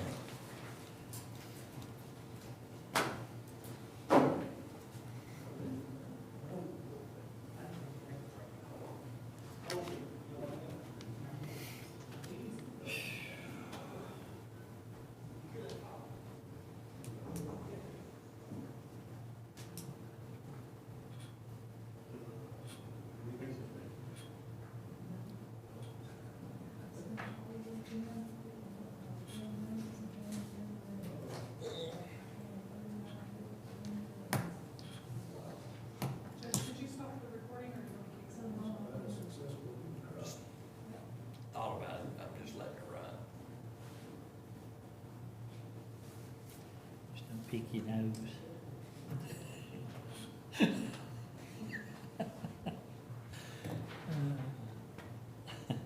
Guys, y'all look awful serious.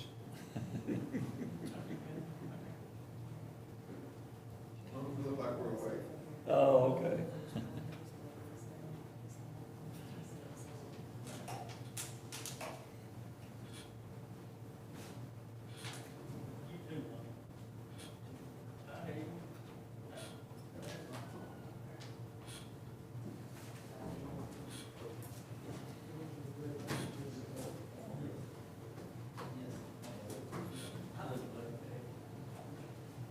Sorry, guys.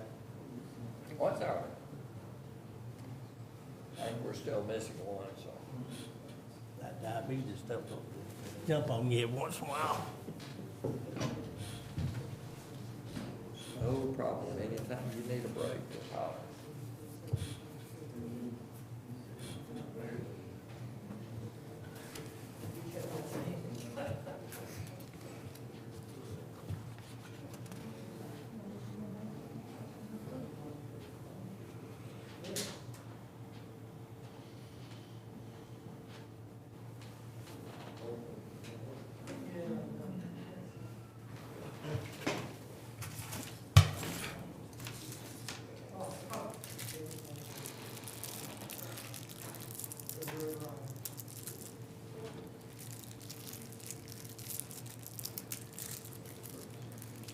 Hey, her senior picture was gorgeous, wasn't it?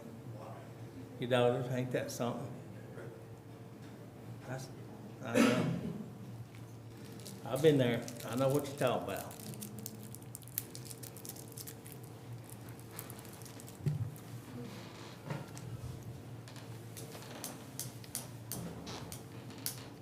Okay.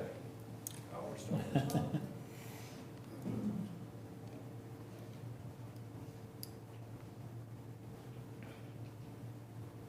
I like you.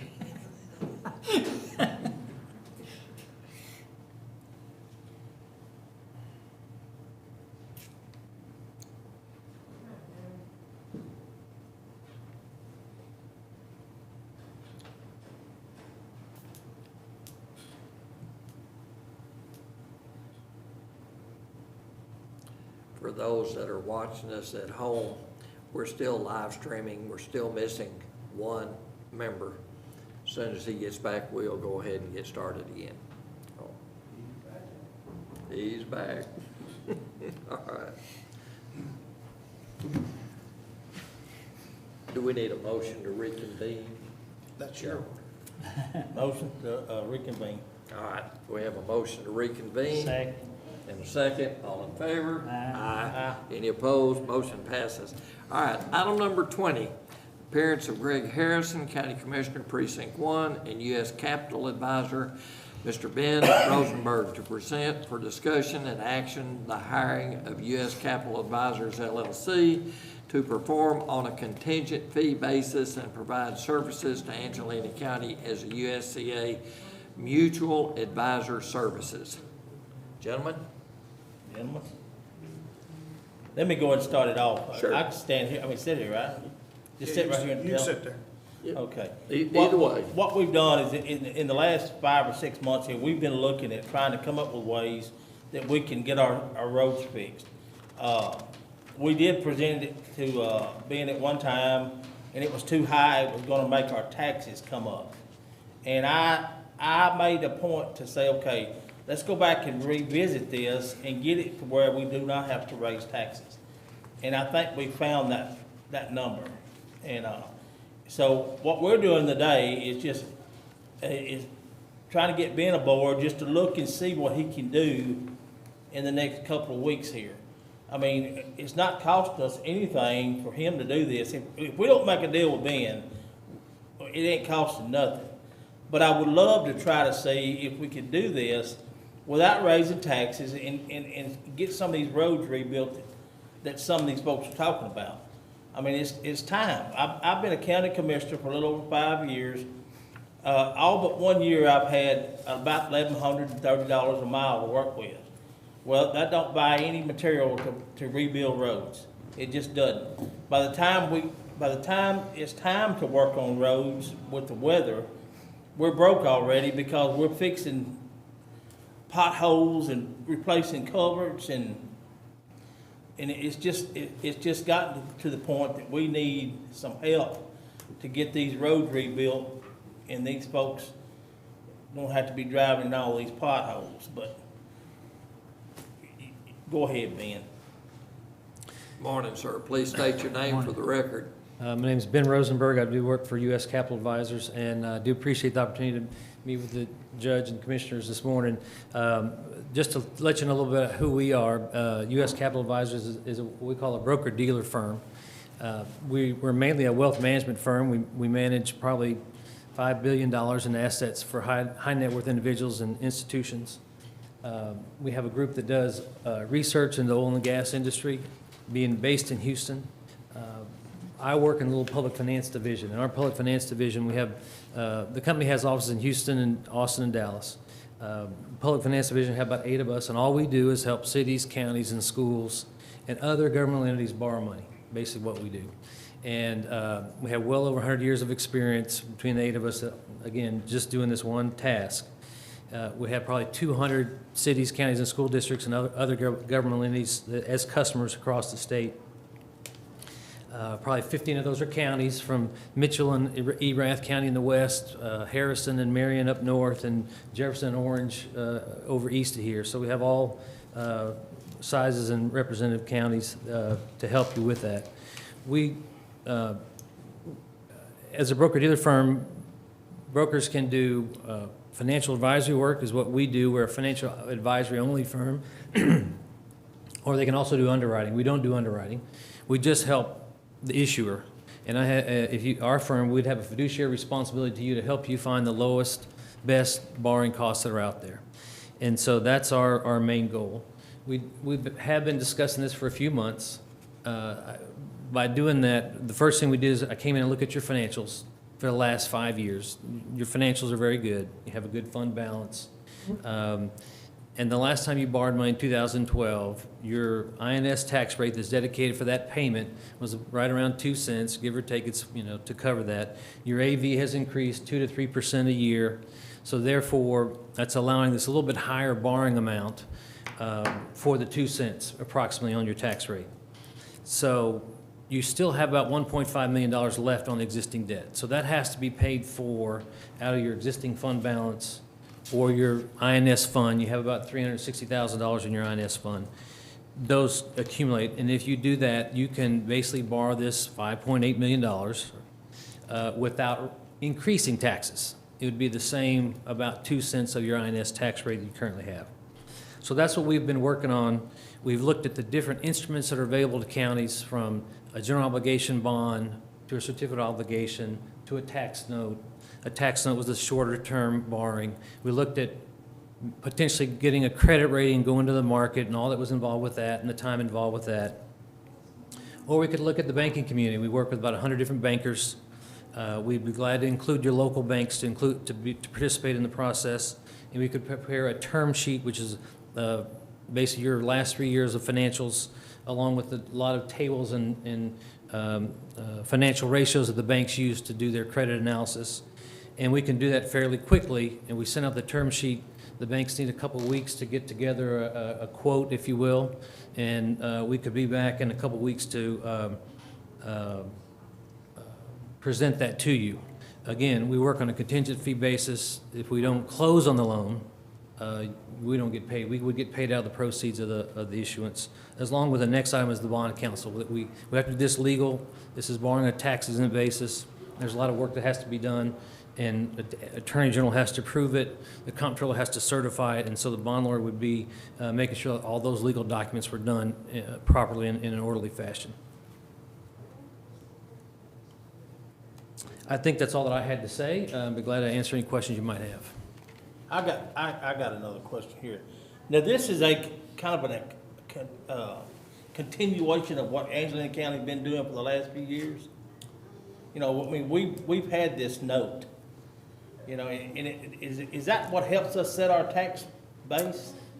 When you borrow money, you have to set, and for a county, and all the different cities and schools, they have different rules, but that's why bond attorneys needed to make sure we're borrowing the right statute. But when you borrow money, you're going to set an INS, or interest and sinking fund, tax rate. So your tax rate to the public is M&O, maintenance and operations, and INS. And so currently, right now, about a 2 cents, it's a little less this year, 1.7, but based on your values on how much you're going to pay dedicated to your debt payment first, and that comes off the top. You pay that first. It's also, within recent legislation, just for information, it's not subject to rollback, where your M&O tax is. So this is the INS portion. The last bond we went out, not bond, tax note that Angelina County had was 2014, and I don't think any of us were here when that took place. But it was the groundwork to lay it for us to move forward in this particular manner. This was for the, basically the jail, when the first jail one, was I built. think, was for the new jail, the first one they did. The first one they did, the second one we did was And then for. the second one was a refinance. It was a refinance, it was a consolidation and a refinance, and that's the one.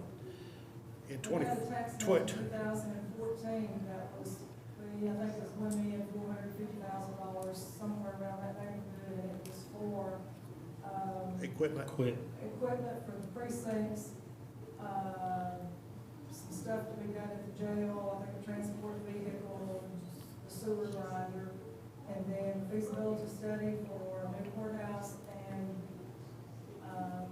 Elevator. And, that was what that tax note was for.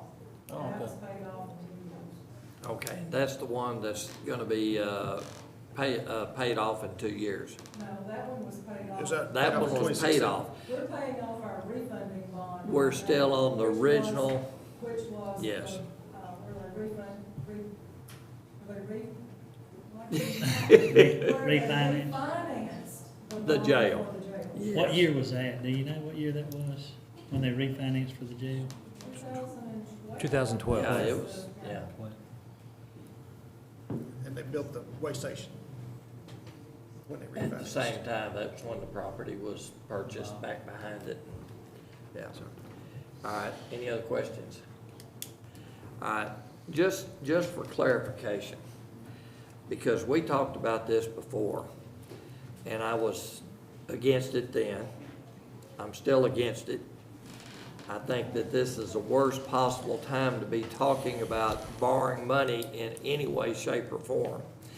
The governor has just come out and asked all the counties statewide to cut their budget at least 5%, if at all possible, because we know that we're gonna have a shortfall because of what's going on with the virus.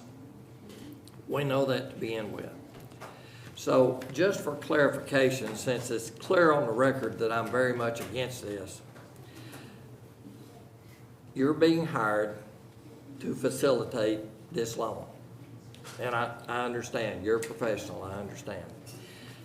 But basically, we're gonna have to pull money out of reserves in order to pay the existing note that we have over the next 2 years. All right, that's number one. Number two is that this loan is going to put money into our road material for 3 years, correct? Right. But this is a 7-year loan, and that's one of my biggest problems that I've got with it. We're talking about borrowing money for road material to fix roads over 3 years, but we're gonna be paying this off. The taxpayers are gonna be paying this off over a 7-year period of time. If we were talking about borrowing money for 1 year, or 2 years, or even the 3 years for the road material for those years, that's one thing. We don't know that this is gonna work. We think maybe it's a good idea. I agree that we need to put some money in on the roads. And I said to begin with that there's several ways that we could do this. One of them was to go up on the percentage that y'all would get yearly, and we discussed that in the past. And I have no problem with that, you know, but I have a big problem with buying material for 3 years repair work and then the county being on the note for 7 years. And that is correct. That's correct. All right. Those are my objections to moving forward to hiring Ben. Now, Ben's a fine fella. I like Ben. He's a good guy. And I have no problem with that, but I think that this is, number one, the worst possible time to be talking about this. And number two, I don't think this is a good idea, even if it wasn't the worst possible time to be talking about it, because I don't think this is a good move. 7 years to pay out for road material for 3 years. I just don't think it's a good move, regardless of the INS. It's money being borrowed that I don't think is the right move. Is this an optimal time for borrowing money? Interest rates are fairly low right now. We have a problem in Road and Bridge. And it's always said if money's not a problem, then we don't have a problem. We have a problem in Road and Bridge. And money's the problem. And it's continued to be the problem with every commissioner that's ever sat up here behind this bench. And historically, and futuristic outlooks show that Road and Bridge is at the bottom of the list when it comes to funding. Every budget cycle. When I came into Precinct 4 in 2015, the Road and Bridge budget for repair work was $163,000, give or take $1 or $2. Last 2019 budget, we had $473,000. Okay, without increases. This year's 2020 budget is $250,000. The reason we increased for the 4 years was because of we've done eliminated personnel. We got rid of some equipment, different things like that. Just management practices. But we have the public constantly calling us for road repairs, road work, and things that needs to be done. And our answer to them is we don't have the funds to do it. It's just that simple. We run out of work way before we ever run out of money. Or maybe I said that backwards. We run out of money. We run out of money way before we ever run out of work. Yeah. It's just that simple. we've got to do something, okay? And money is the problem. And if we have the funding to repair roads, we can repair them. We can fix them. I don't recall the exact number of roads that we've repaired over the last 5 years, but it's significant, as it is within the 3 precincts. We've gone for so long without sufficient and proper funding in road and bridge that we're just kind of used to it. And quite frankly, the people are fed up with it. And this is not something that we're going off half-cocked with. And I know we've been accused of that on several occasions. This is the prime time for us to proceed forward with a solution. And we're not going to be able to raise we're not going to raise taxes on the constituents. We're going to repair their roads. We're going to pay off some existing debt.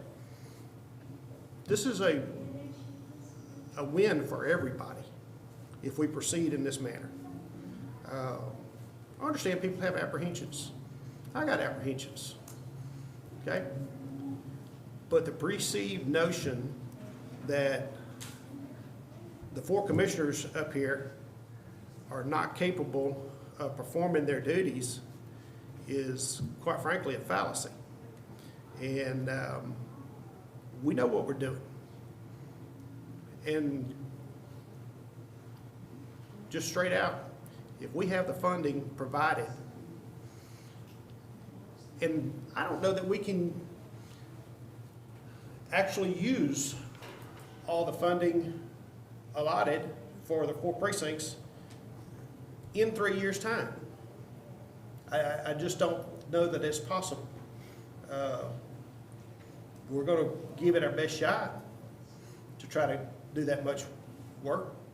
But with the personnel shortage that we have, running short on personnel, we, we're limited on how much productivity that we can actually do within our road building season. And it is a season, and it's a small window of a season. Because when the weather gets, we have inclement weather, unlike what we had over the weekend, there's not any road building that's going to take place. We have to have optimal type conditions, and we need to be prepared for it. And this is a preparation for it. So that's all I wanted to add. I'd like to reiterate one thing Bobby said. There's only one fix for county roads, and that's more money. And I'm like Bobby, I'm apprehensive about borrowing money, period. And I understand the judge's concern about paying for it for 7 years and trying to use it in 3 years. But it's really no different than paying for a grinder in sheriff department for 8 or 10 years, which sounds like what we've done. So I as well think that it's time. The polls in the paper and the thousands and thousands of phone calls show that the people want this. And I think sometimes we forget that it's an important part of our infrastructure. I mean, the county roads is a big, as well as our buildings and everything else. But I think it's a good time to at least get Ben on board and just look at it.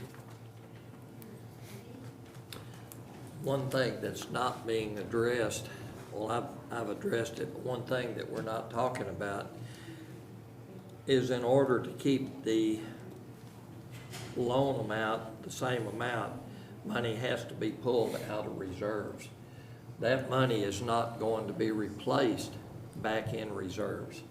There's no way to replace that money back in reserves without increasing the tax rate.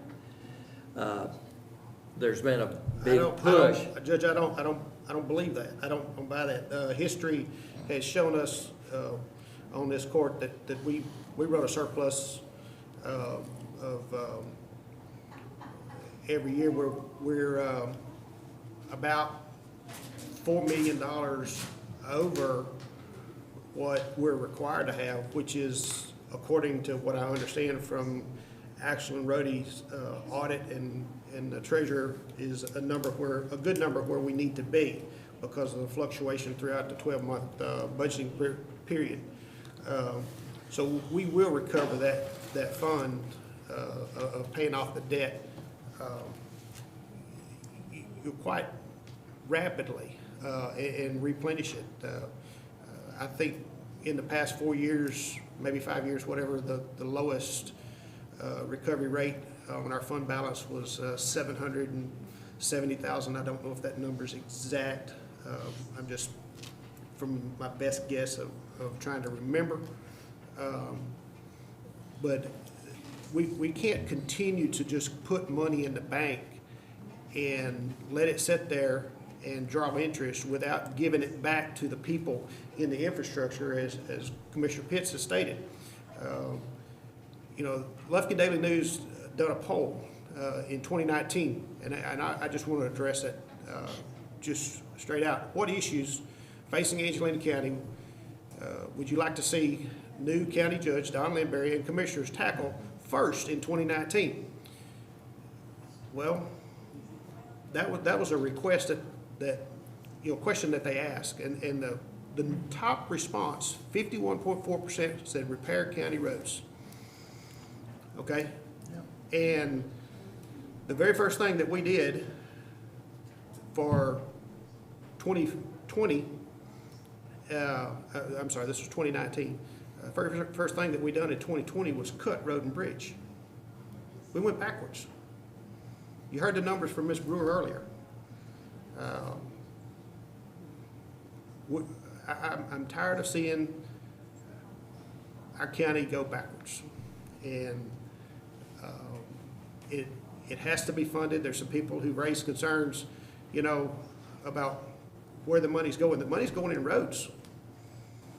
It's going in infrastructure. It's going to rebuild roads. It's going to rebuild driving surfaces. It's going to make our life better here in Angelina County. Is every road going to get fixed? No, not at all. My needs in Precinct 4 alone is well over $9 million. And that number's not doing anything but going up. I know the numbers in Precinct 3 and 2 and 1 are substantial. We're going backwards unless we fund what needs to be funded. Road and bridge. Janice, road and bridge last year in 2020 in the budget was the same. No, they got. Percentage. Well. The percentage. As far as. You're misleading the public, Judge, and I'm not going to let you do it. No. As far let her as the finish. percentage from the tax rate, it was about the same, yes. Right. But their budget was cut for $200,000 that they had addition from the general fund. Right. It's not an effort to mislead. The percentage of the amount of money that was available was roughly the same. We agree. But it did cut $200,000. I'd be the last one. I have that particular poll on my desk. I look at it every single day. There was 2 items on there that was the number one concerns. One of them was road, and the other one was raise pay for deputies. Yes, raise the pay for deputies, and that's something that we've definitely been working on and trying to also get the deputies additional help. But I still say the same thing. I don't disagree that you need more money. I do disagree with the way it's being done. The 7 years to pay off something that or I don't care if you use all the material in 4 years instead of 3 years.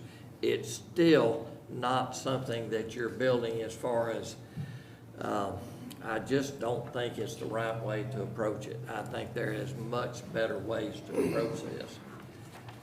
What way do you propose, Well, Judge? I proposed earlier in the year. I've talked to several of y'all and gotten no cooperation. You haven't talked to me. No, I haven't talked to you, Bobby. I admit I haven't talked to you, but I have talked to the other 3. Tried to on numerous occasions about raising the percentage, substantially to try to get the amount of money per year, each year, raised up, and we've talked about this from the 6% going up, you know, and discussing Well, among us. if you take our 6%, okay, and you raise it to 8%, okay, we're gonna add $700,000 to road and bridge split by road miles. You've gotta take 2% from some other department somewhere to cover the shortfall, okay? You don't just raise it 2% or 1%, whatever. To give road and bridge a raise, you've gotta take it from somebody else. No, that's not true. That is true. No, that's not true. Sir, 100% is 100%. We can't have 102% income of revenue. We're going to we look at the budget every year, we adjust, we make many adjustments every year. That's taking money from another department and giving it to road and bridge. Who are we gonna take it from? Every person that came into this court during budget process last year needed an increase. Okay, and not everybody got one. That's understandable, and everybody that stood there at that podium stated that that was not possible, but they were expressing to us our needs, okay? This method that we are focused on right here does not take funding from another department. Anytime you're borrowing money and you're increasing the cost to the county, you're taking money. I don't care if it's, We're paying off. the best possible time in the world to borrow money, which the interest rate is low, understand that. But anytime you're borrowing money, you are costing the county down the road. We borrowed money for road equipment, we borrowed money for jail, we borrowed money for other items and things like that. And yes, that money has to be paid back. We all understand that, and we all know that. But in this instance, we're gonna pay off existing debt to relieve us of that debt, which is not gonna cost the taxpayers anything. We're gonna renew our debt at the same rate, something under 2% or at 2%, and it's not gonna be an extra burden on taxpayers. And we're gonna put significant amount of funding back into road and bridge, okay? And back into our infrastructure, which has been neglected year after year after year, and will continue to be neglected unless we do something. I'm the last to say that we don't need to do something. This is just the wrong thing, that's what I'm saying. And I understand it's a loan. The fact that the money has to come from somewhere. The fact that you're stating that paying out of reserves is not going to affect the county is wrong. I'm not saying it's not gonna affect the county. You take money out of reserves, you're taking you're taking these funds away. I don't care, everybody that has a household budget understands that if you take money out of your reserve, you're affecting it, and we're not gonna be able to replace that reserve as easily as you say. It's just not. No, replacing reserve, I've never said that it's gonna be easy to replace. People are struggling with budgets day in and day out, but they're also struggling, as they've stated before, with road conditions that are irreparable because we don't have funds available to do it. And this method is not gonna put an extra burden on the taxpayers for the foreseeable future. And they're gonna get a significant return on their investment, which is roads, new roads, and road repairs that are desperately needed across the board, throughout the county. And that's the way we're dividing the money up. So to say that we're using it over 3 years and we're paying it back over 7,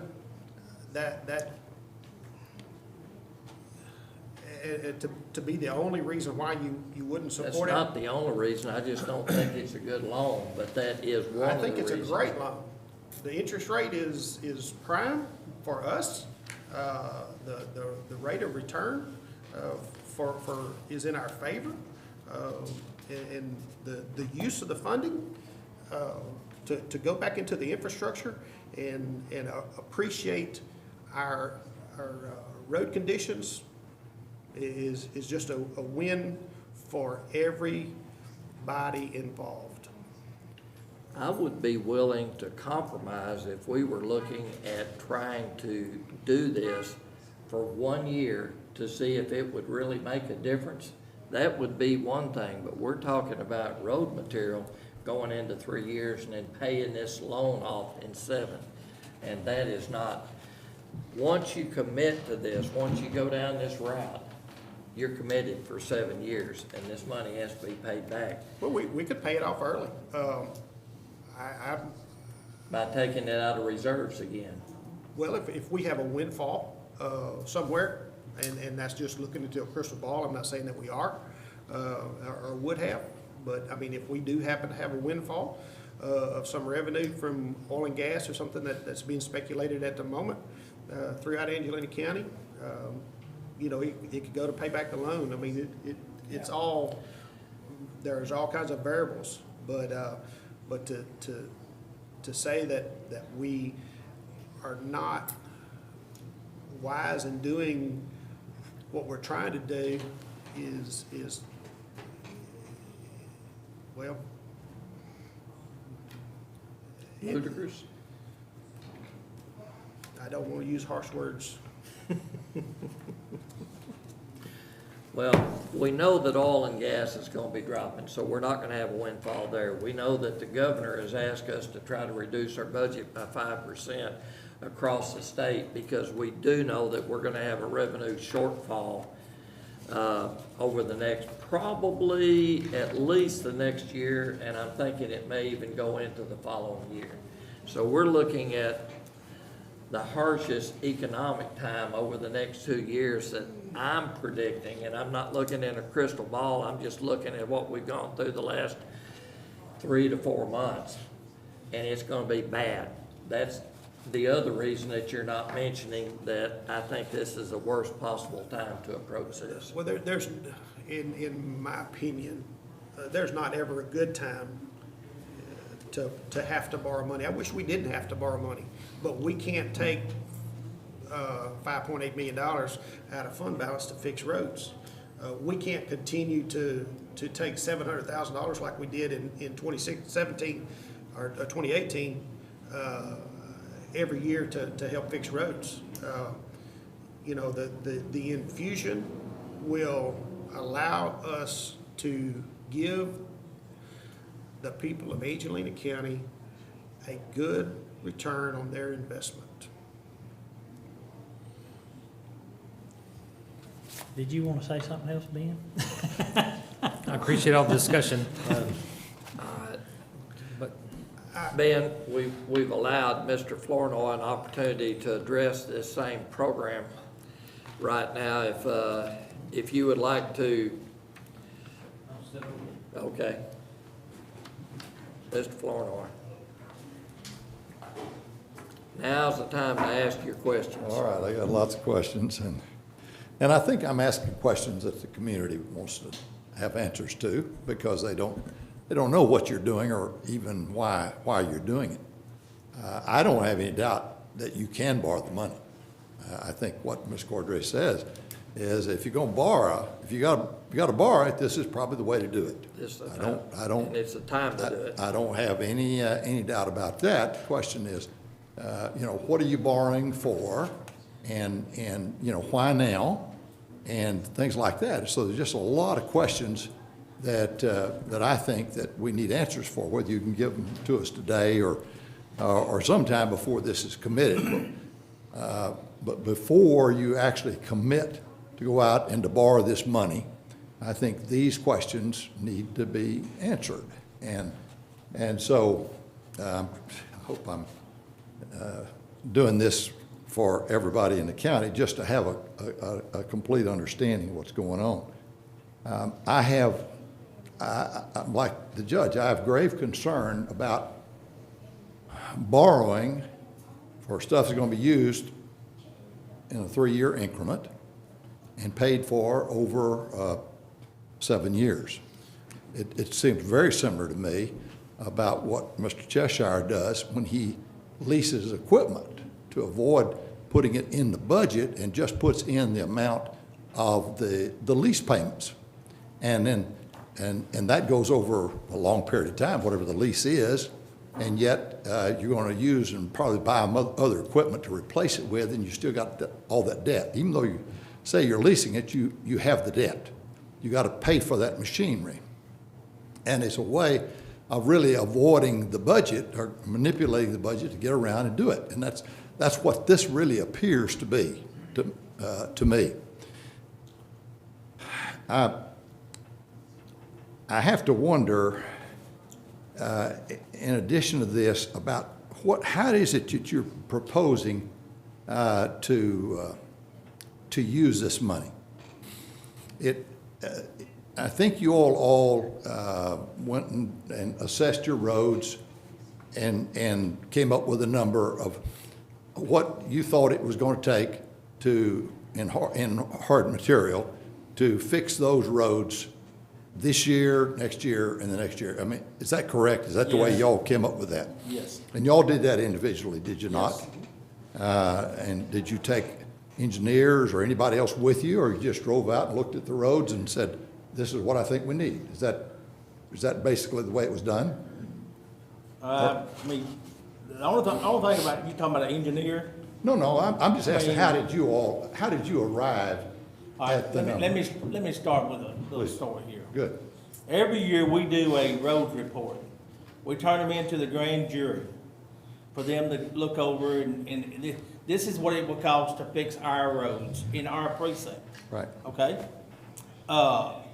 What happened is when we started talking about this a few months back, there was a suggestion that we bring in a proposal of what roads we really needed to fix first.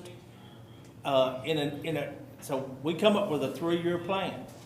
I have about 17 roads a year on my list, and of course I went back, when I turned them all in, it was too much money for us because we was gonna have to raise taxes. I said, no.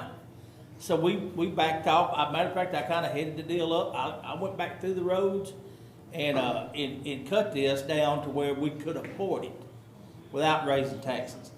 So, no, it's roads. I mean, your main call-in roads, the ones that you know are the worst, that's the roads I have on my list.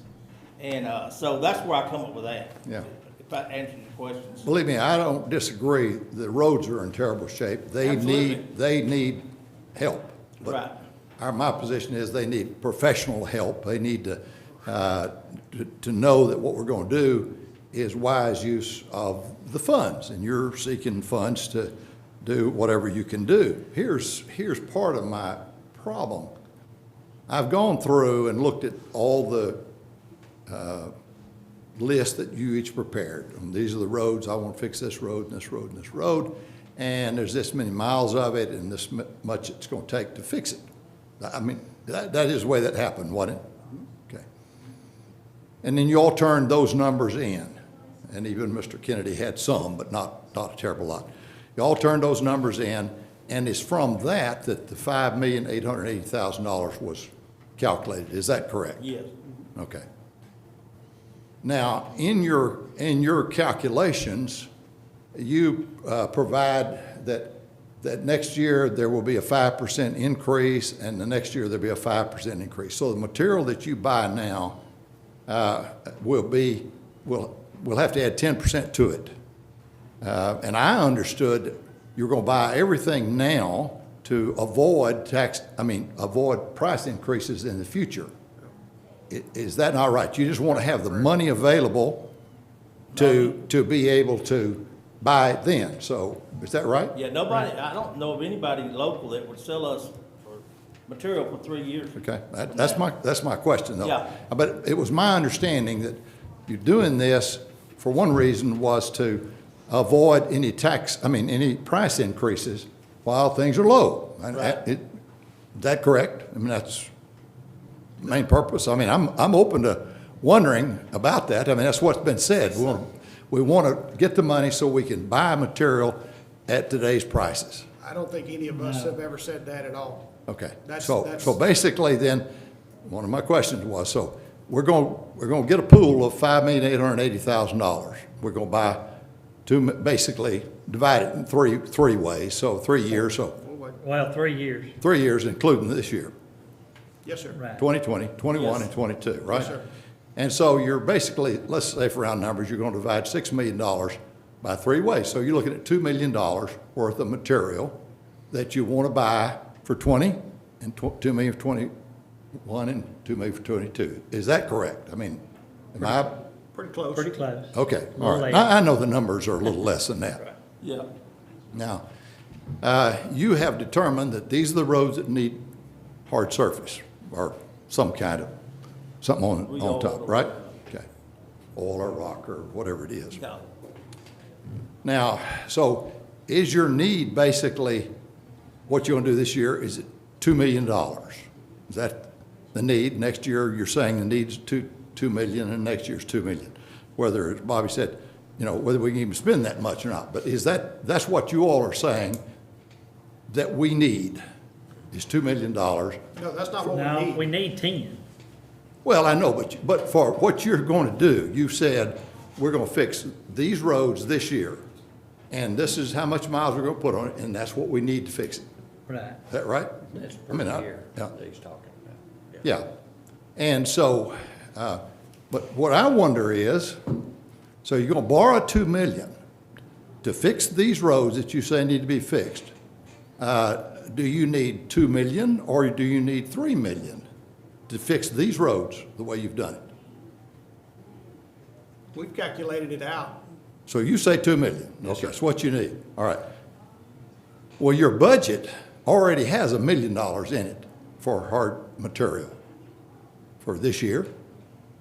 I don't know what it'll be in next year and next year. But so what you're really saying is, we got $1 million in our budget, but we're going to spend another $2 million. So we're going to spend $3 million on hard surface for this year.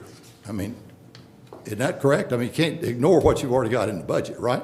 Well, the budget's also split the 4 ways, is it not, guys? I mean, I'm just asking. It's not Sure. split Where equally. you headed with this? No, I'm saying it's $1 million. Yeah, it's 4 ways. I don't know Okay. how it's divided, but Yeah. I mean, what it's gonna cost the county, it costs the public, is gonna be, you got it in there, you've said, I need $1 million, and that's in your budget, about.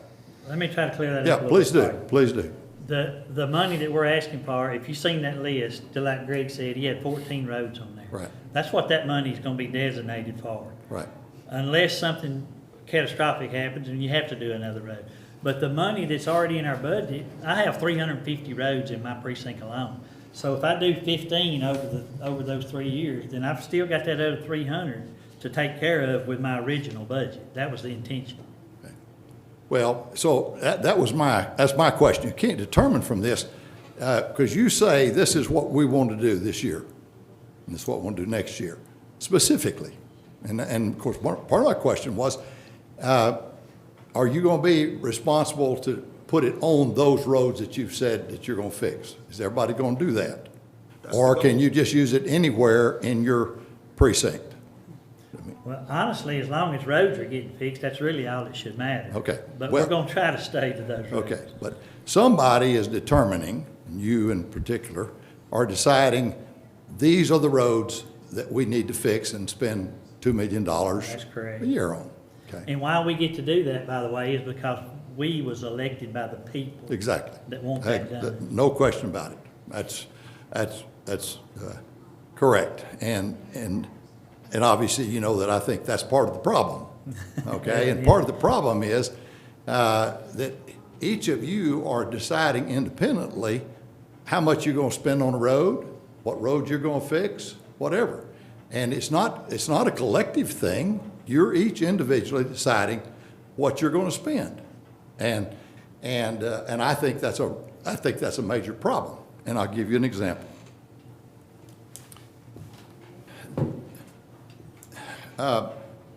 Commissioner Harrison is going to do mostly asphalt for this first year. I'm just take the first year. You're going to do all asphalt, Mr. Pitts. That's what on the list, okay? And Mr. Cheshire is going to do mostly asphalt and some rock, okay? I don't want to be misstating anybody, but that's the way that I read all that. If you do any calculations at all independently, you will see that Mr. Harrison has said that asphalt is going to cost him $22,700 a mile, okay? That's what you've said, okay? Just dividing it out, okay? Mr. Pitts has said, no, it's going to cost $45,000 a mile for asphalt. Mr. Cheshire said it's going to cost $66,000 a mile. And in 2 years, it's going to cost $72,000 a mile. Well, I'm dizzy. Now, what is it? Asphalt ought to be the same cost for whatever precinct it's in. How does that happen? Unless there's a misstatement somewhere that I haven't seen. Yeah, no. No, please look at it. That's not true. Okay.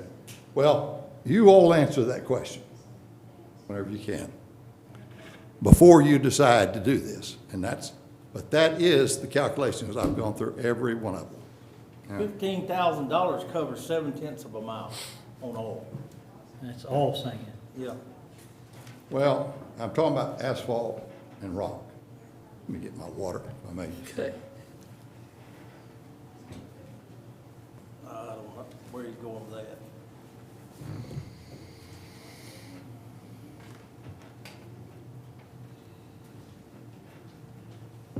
And I can promise you that if you take the miles that each of you say that you're going to fix, it says how much that's going to cost. And it's an easy matter to just divide the cost by the miles. And if we're comparing apples, that's all asphalt, then that's what you'll see. I mean, you're saying you can do it for $22,700 a mile. You're saying $45,000, and you're saying $66,000 a mile. Well, I'd be really glad to show you. Let me tell you a couple of, one thing, there's several different grades of asphalt. Some of it's $70-something, some of it's $102. Also, a mile of road may be 12 foot wide, or it may be 17 foot wide. So it's gonna take more to cover the wider roads. A mile of 17 foot is obviously gonna take more than one that's 12 or 13 foot. So you're gonna have variances in it. And I agree, I understand. There can be a variation in these. But, for instance, Mr. Cheshire's things say that every mile that he's going to fix every year is $66,000 a mile for asphalt. Now, I don't know if that's all the roads are the same width. I don't know. But it just doesn't seem right that we have such an incredible discrepancy in what you say it's going to cost. If we had a single person that you all hired to be in charge of all the buying and all the application of the material, we wouldn't have that problem. It would be one cost, and it would be spread out over everybody and every precinct, and every precinct would be considered equally. I don't know why I'm dizzy.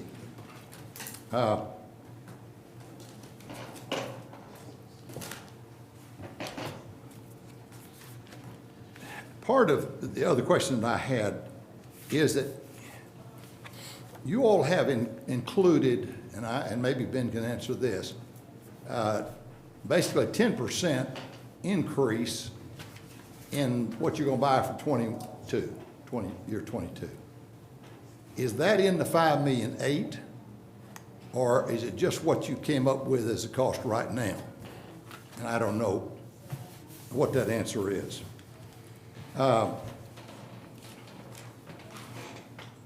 Do you have detailed calculations on each of these roads that you're talking about fixing that would tell us how wide it is? Is there what other work is going to be done on those roads to get them up to standards where they would hold material. You know, you're talking about needing $2 million. Do you know how much you spent on hard material last year? How much? Just about 400 and. No, I'm not talking about just you, I'm talking about the county. How much did the county spend? Well, I just keep up with precinct 4, Okay. sir. All right. Anybody want to take a guess at how much you spent last year on hard material? $1 million something. How much? $1 million something. $1 million something. But I can tell you what precinct 4 is. I can't tell you what the rest of it is. I understand. This is the problem here. You That's can't not a take, problem. you cannot take your precinct separate from everybody else's precinct and be sure that all the roads in this county are prepared and fixed professionally and efficiently. I have here. I disagree with that, and I take prejudice to it as well, to think that our personnel are not qualified to do professional work. Mr. Flournoy, I could take my 10 guys crew anywhere in the world and do any job that needs to be done because these guys are so talented. It don't matter what it is. If we need to put out an oil well fire, we can do it. If we want to make flower beds, we can do it. Okay, these guys are talented. I'm not talking about your personnel. Or then you're talking about us personally then. Well, I'm talking about you all are in charge. I understand. And I understand. We're smart enough to hire smart people. Okay, some of you may be, some of you may not be. Well, But that's the truth is, you all spent, as a county, $1,916,700 last year on hard material that you're talking about buying right now. It's just, that's your records. And not everything got fixed. Well, do you have that money left? Do you have any of that money left over? I did. Okay, did you carry it forward in your budget this year? I did. I just transferred some of it earlier. Okay, good. All right, now,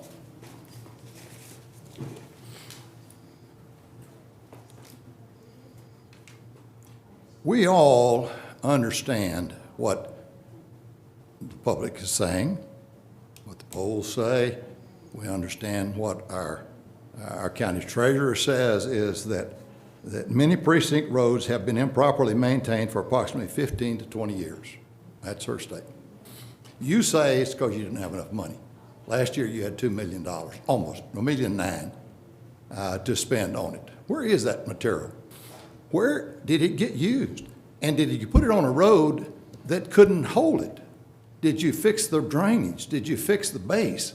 All of those kinds of things are involved in making the decision of what you really need.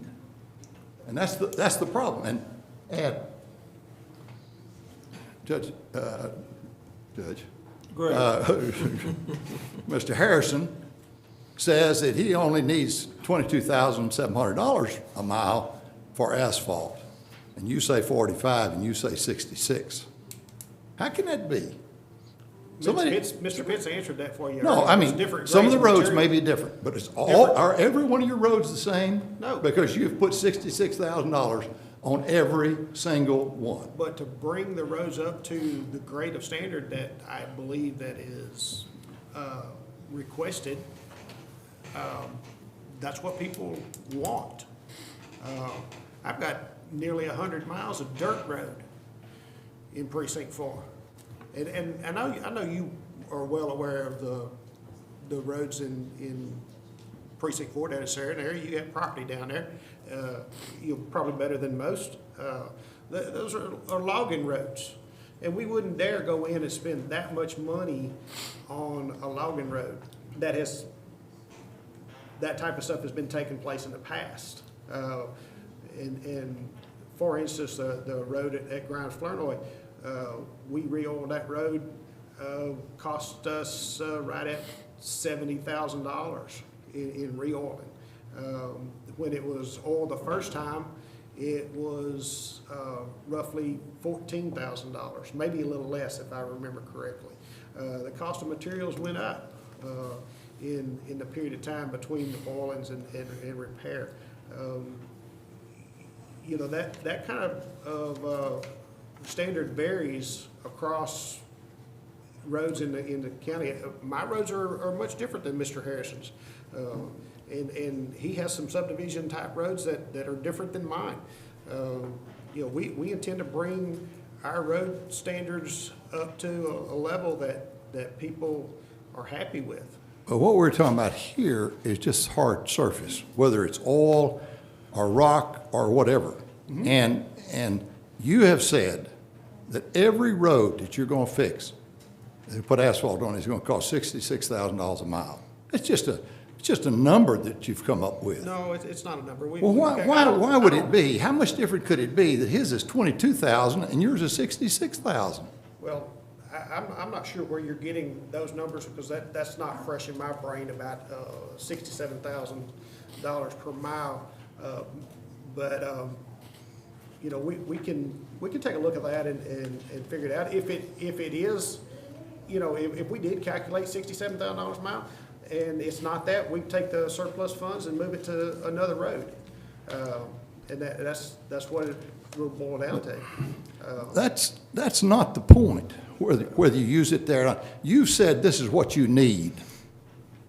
And this is you deciding this, not some professional or somebody that doesn't have, that's operating under you, under your direction. I'm talking about somebody that you all hire that knows what they're doing, that determines that your roads ought to cost X dollars, and everybody's roads ought to cost the same, based on some criteria that we all could know about. Why do you? There's not a mathematical formula, Mr. Flournoy, for every road. Apparently not. No, there's not, okay? Every road is different. I mean, that's just the way it is. I'm sorry. We have roads that are like, Mr. Pitts stated earlier, that 8 foot wide, 9 foot wide. And then we have some that are 12, 14 foot wide. It's gonna cost more, to do those wider roads and cover more material.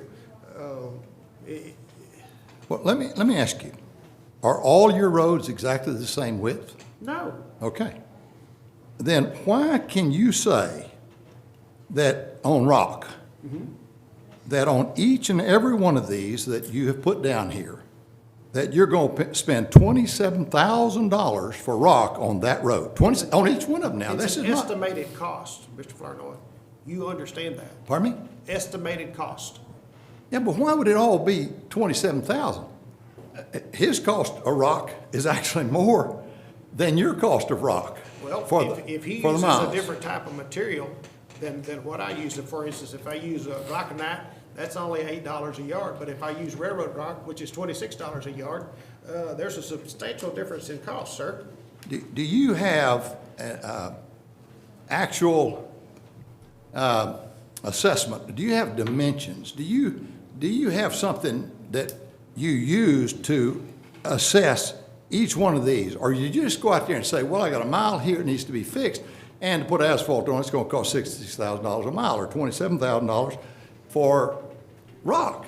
I mean, the public needs to know how you go about making these determinations. You all have come up with a number of $5,800,000. This is gonna be money that we're gonna be borrowing. It may not immediately increase our taxes, but it's going to be an obligation of every citizen in this county. We are obligated. And they are entitled to know what, in fact, needs to be done to fix these roads that haven't been fixed for 15 to 20 years. More money. That's not the answer. That is the answer. No, Mr. Flournoy. it's using money wisely. And that's what we do.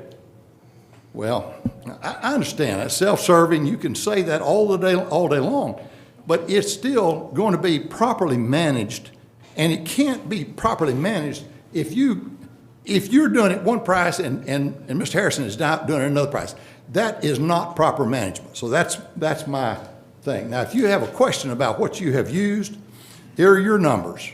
Here are all your numbers, and you can divide out every one of these that says asphalt, divide it by the miles, and it'll be $66,000. You divide out every one of these rocks that you're going to use, it's going to be $27,000 a mile. If you look, nobody else puts just a flat number on it. They have numbers that go. For instance, Greg Harrison says he's got a Boxcar Road is $30,000 estimated cost for 1.3 miles. That's $23,000. The next one is $22,500 a mile. Next one's $33,000. Next one's $37,000.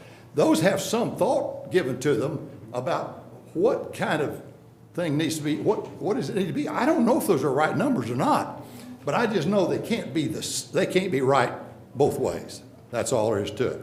When yours are 3 times what his is, and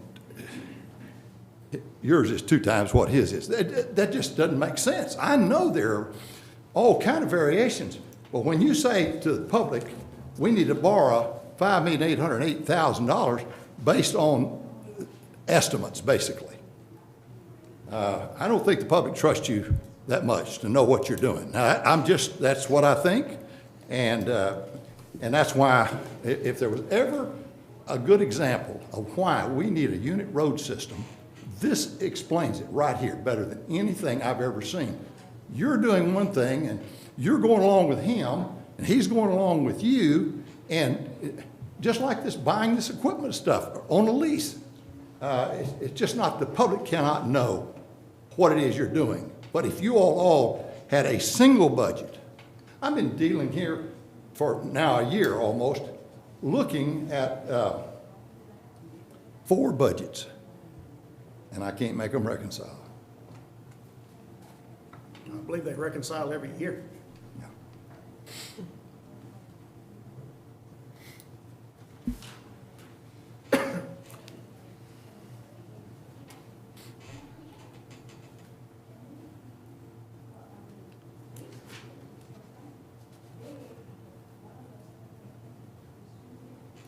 Other thing I would ask you, I know you don't agree with this, but we're going to have a unit road system election in November, and you're going to have to appoint a unit road manager, department. That's obviously my personal feeling, but I'm confident that's going to happen.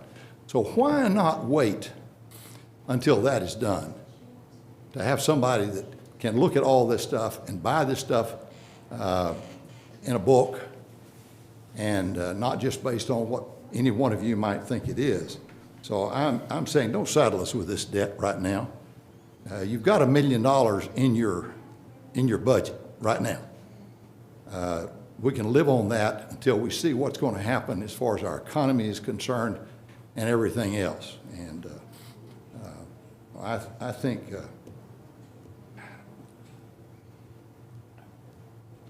the other thing I would ask is that you please wait and give the public an opportunity for some kind of input. I'm probably about one of about a dozen maybe people, other than you all that are directly involved here, that even understand anything about what you're doing here.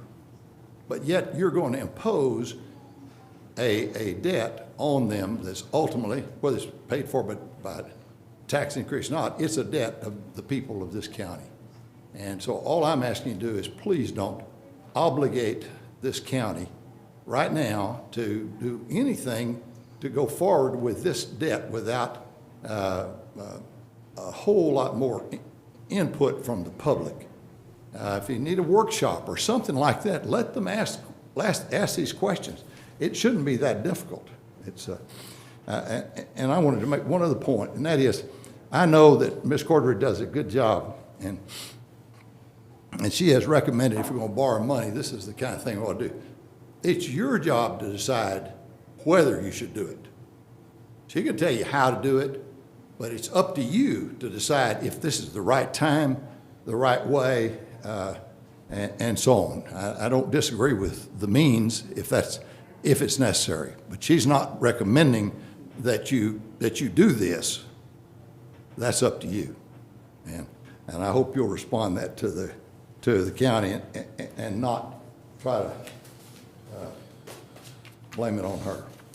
I'd be glad to answer any questions that you may have of me. Mr. Flournoy, your opinion on fixing roads is in the minority. I don't know what that means, but I would not be surprised if my opinion on building a road or anything else, I doubt it's any better than yours. well, opinions are like noses. Sure. You know. Everybody's got one. And, you know, but still, we have a public mandate to fix roads. And for that mandate to be fulfilled, it takes financing. True. But it takes people to know what you're doing too. Well, I take And that's- exception to that. Oh, you can take all exceptions you want to. I'm saying that this county I don't pretend to be a lawyer. deserves to have a person who knows roads and who can buy together, who doesn't duplicate equipment, who is able to take and get the most out of our money. We deserve that, okay? And that's the way that it's going to have to be done, because you have an opinion, and you have an opinion, you have an opinion, and they're not necessarily the us same. all along. Pardon me? You haven't been listening to us all along, okay? Really? We've told you that, I would dare to say we have roughly 500 years of combined experience in road building in road and bridge across Angelina County. Do I know everything about roads? I don't pretend to know everything about roads, okay? Do I know the needs that we face? Yeah, I believe I do. I believe I've got a pretty good idea of what we face. And do I believe that I have a pretty good idea of how to address those needs? Yes, sir, I do.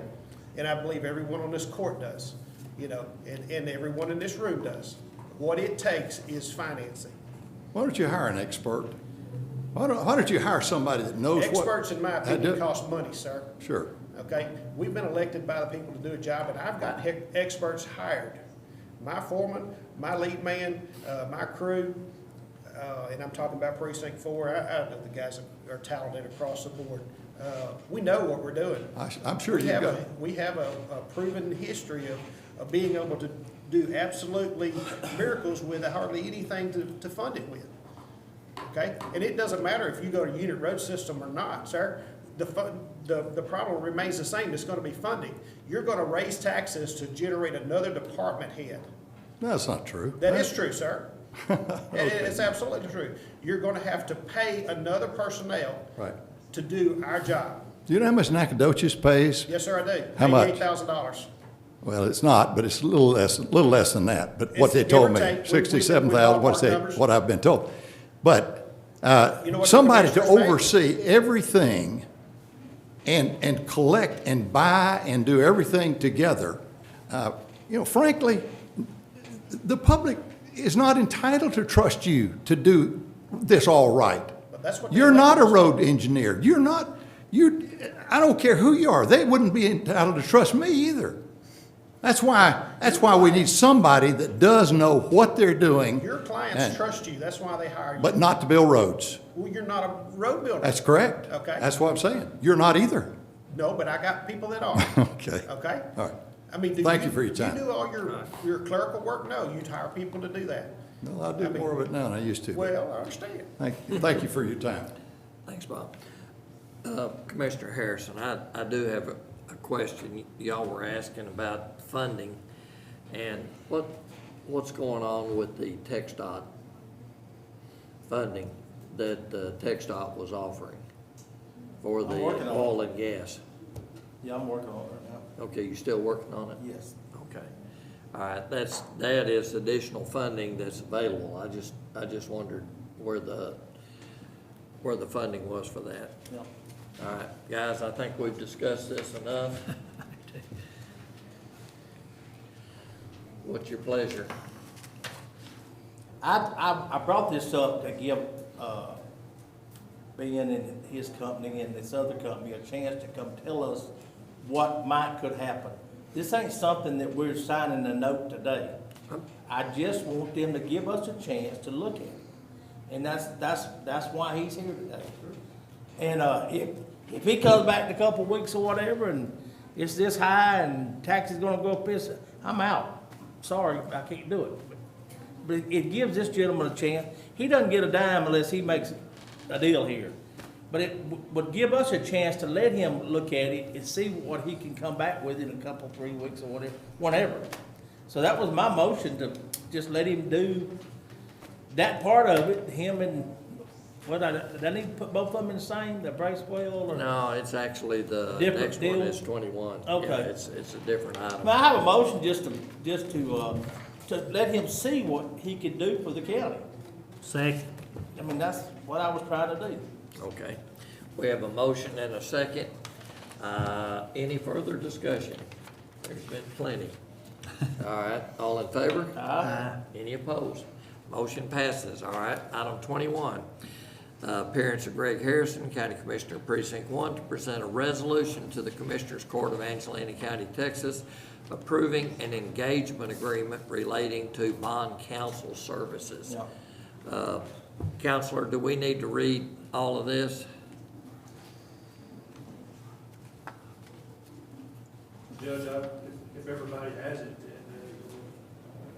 has an understanding what's in it, I don't know if there's a legal requirement that you read it. Is the court happy with the fact Yes. of going forward without reading all of that? Yes, sir.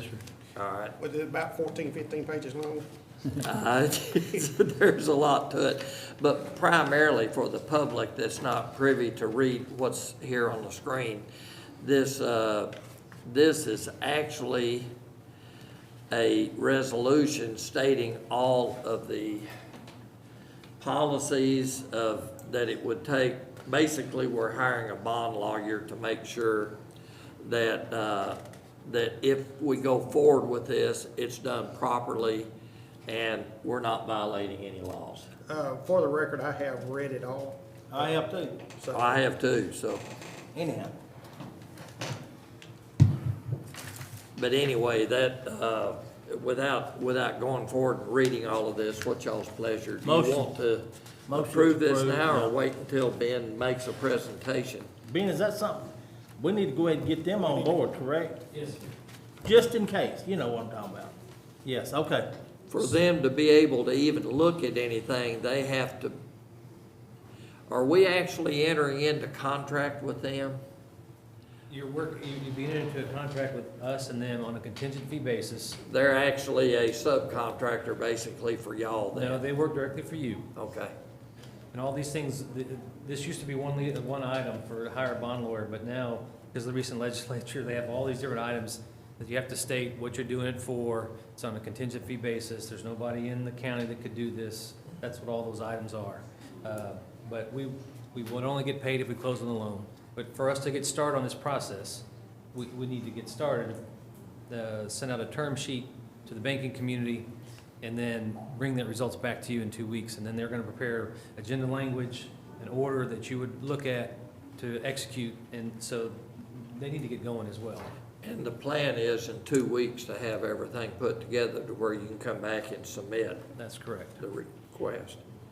Is there any deviations of this 5.8 million? In other words, we're looking at 5.8 million, 7-year loan, basically regardless. That's really what they're gonna be looking at is the 5.8 and a few dollars Right, this for money would be in 7 a years. designated fund that could only be used for road purposes. You couldn't use it for anything else. Right. Now, one question that come up was, and you mentioned earlier, paying off early. We can structure this, you could pay it off at any time, or payable at the end at 7, you're gonna make payments for 7 years, so what we call a non-callable loan. With or without penalties? With or without penalties. And so the thing is there, if you're gonna get the lowest rate, if the lender knows you're gonna make payments for 7 years. So I could put in a 2-year, what they call, it's a call feature, early redemption feature. I could put in 2, 5, or 7. It Then will your raise the interest rate. Interest rates could go anywhere from 20 to 40 basis points swing on that. Right. And so we had talked about potentially just doing the full 7 years. But we can do it less. That's a decision you need to make. It would be some options that I would say that would be good to present to the court, just from my standpoint. Okay. At the same time. Yeah. I mean, do you understand? Yeah, I agree. To If we give us go the different forward with numbers. it, I would feel a lot better about it not Oh, I know, yeah, not going that far out. We'll put that in the request. yes. Okay. All right. Motion to approve on, is it Bracewell? Bracewell. Bracewell? To be Second. the All right, we have a motion and a second on the floor. Any further discussion? All in favor? Aye. Any opposed? Motion passes. Thank you, Ben. All right. Item number 22, consider any miscellaneous routine items. Gentlemen? Motion to approve them all. There's a tax assessor collector, Yeah.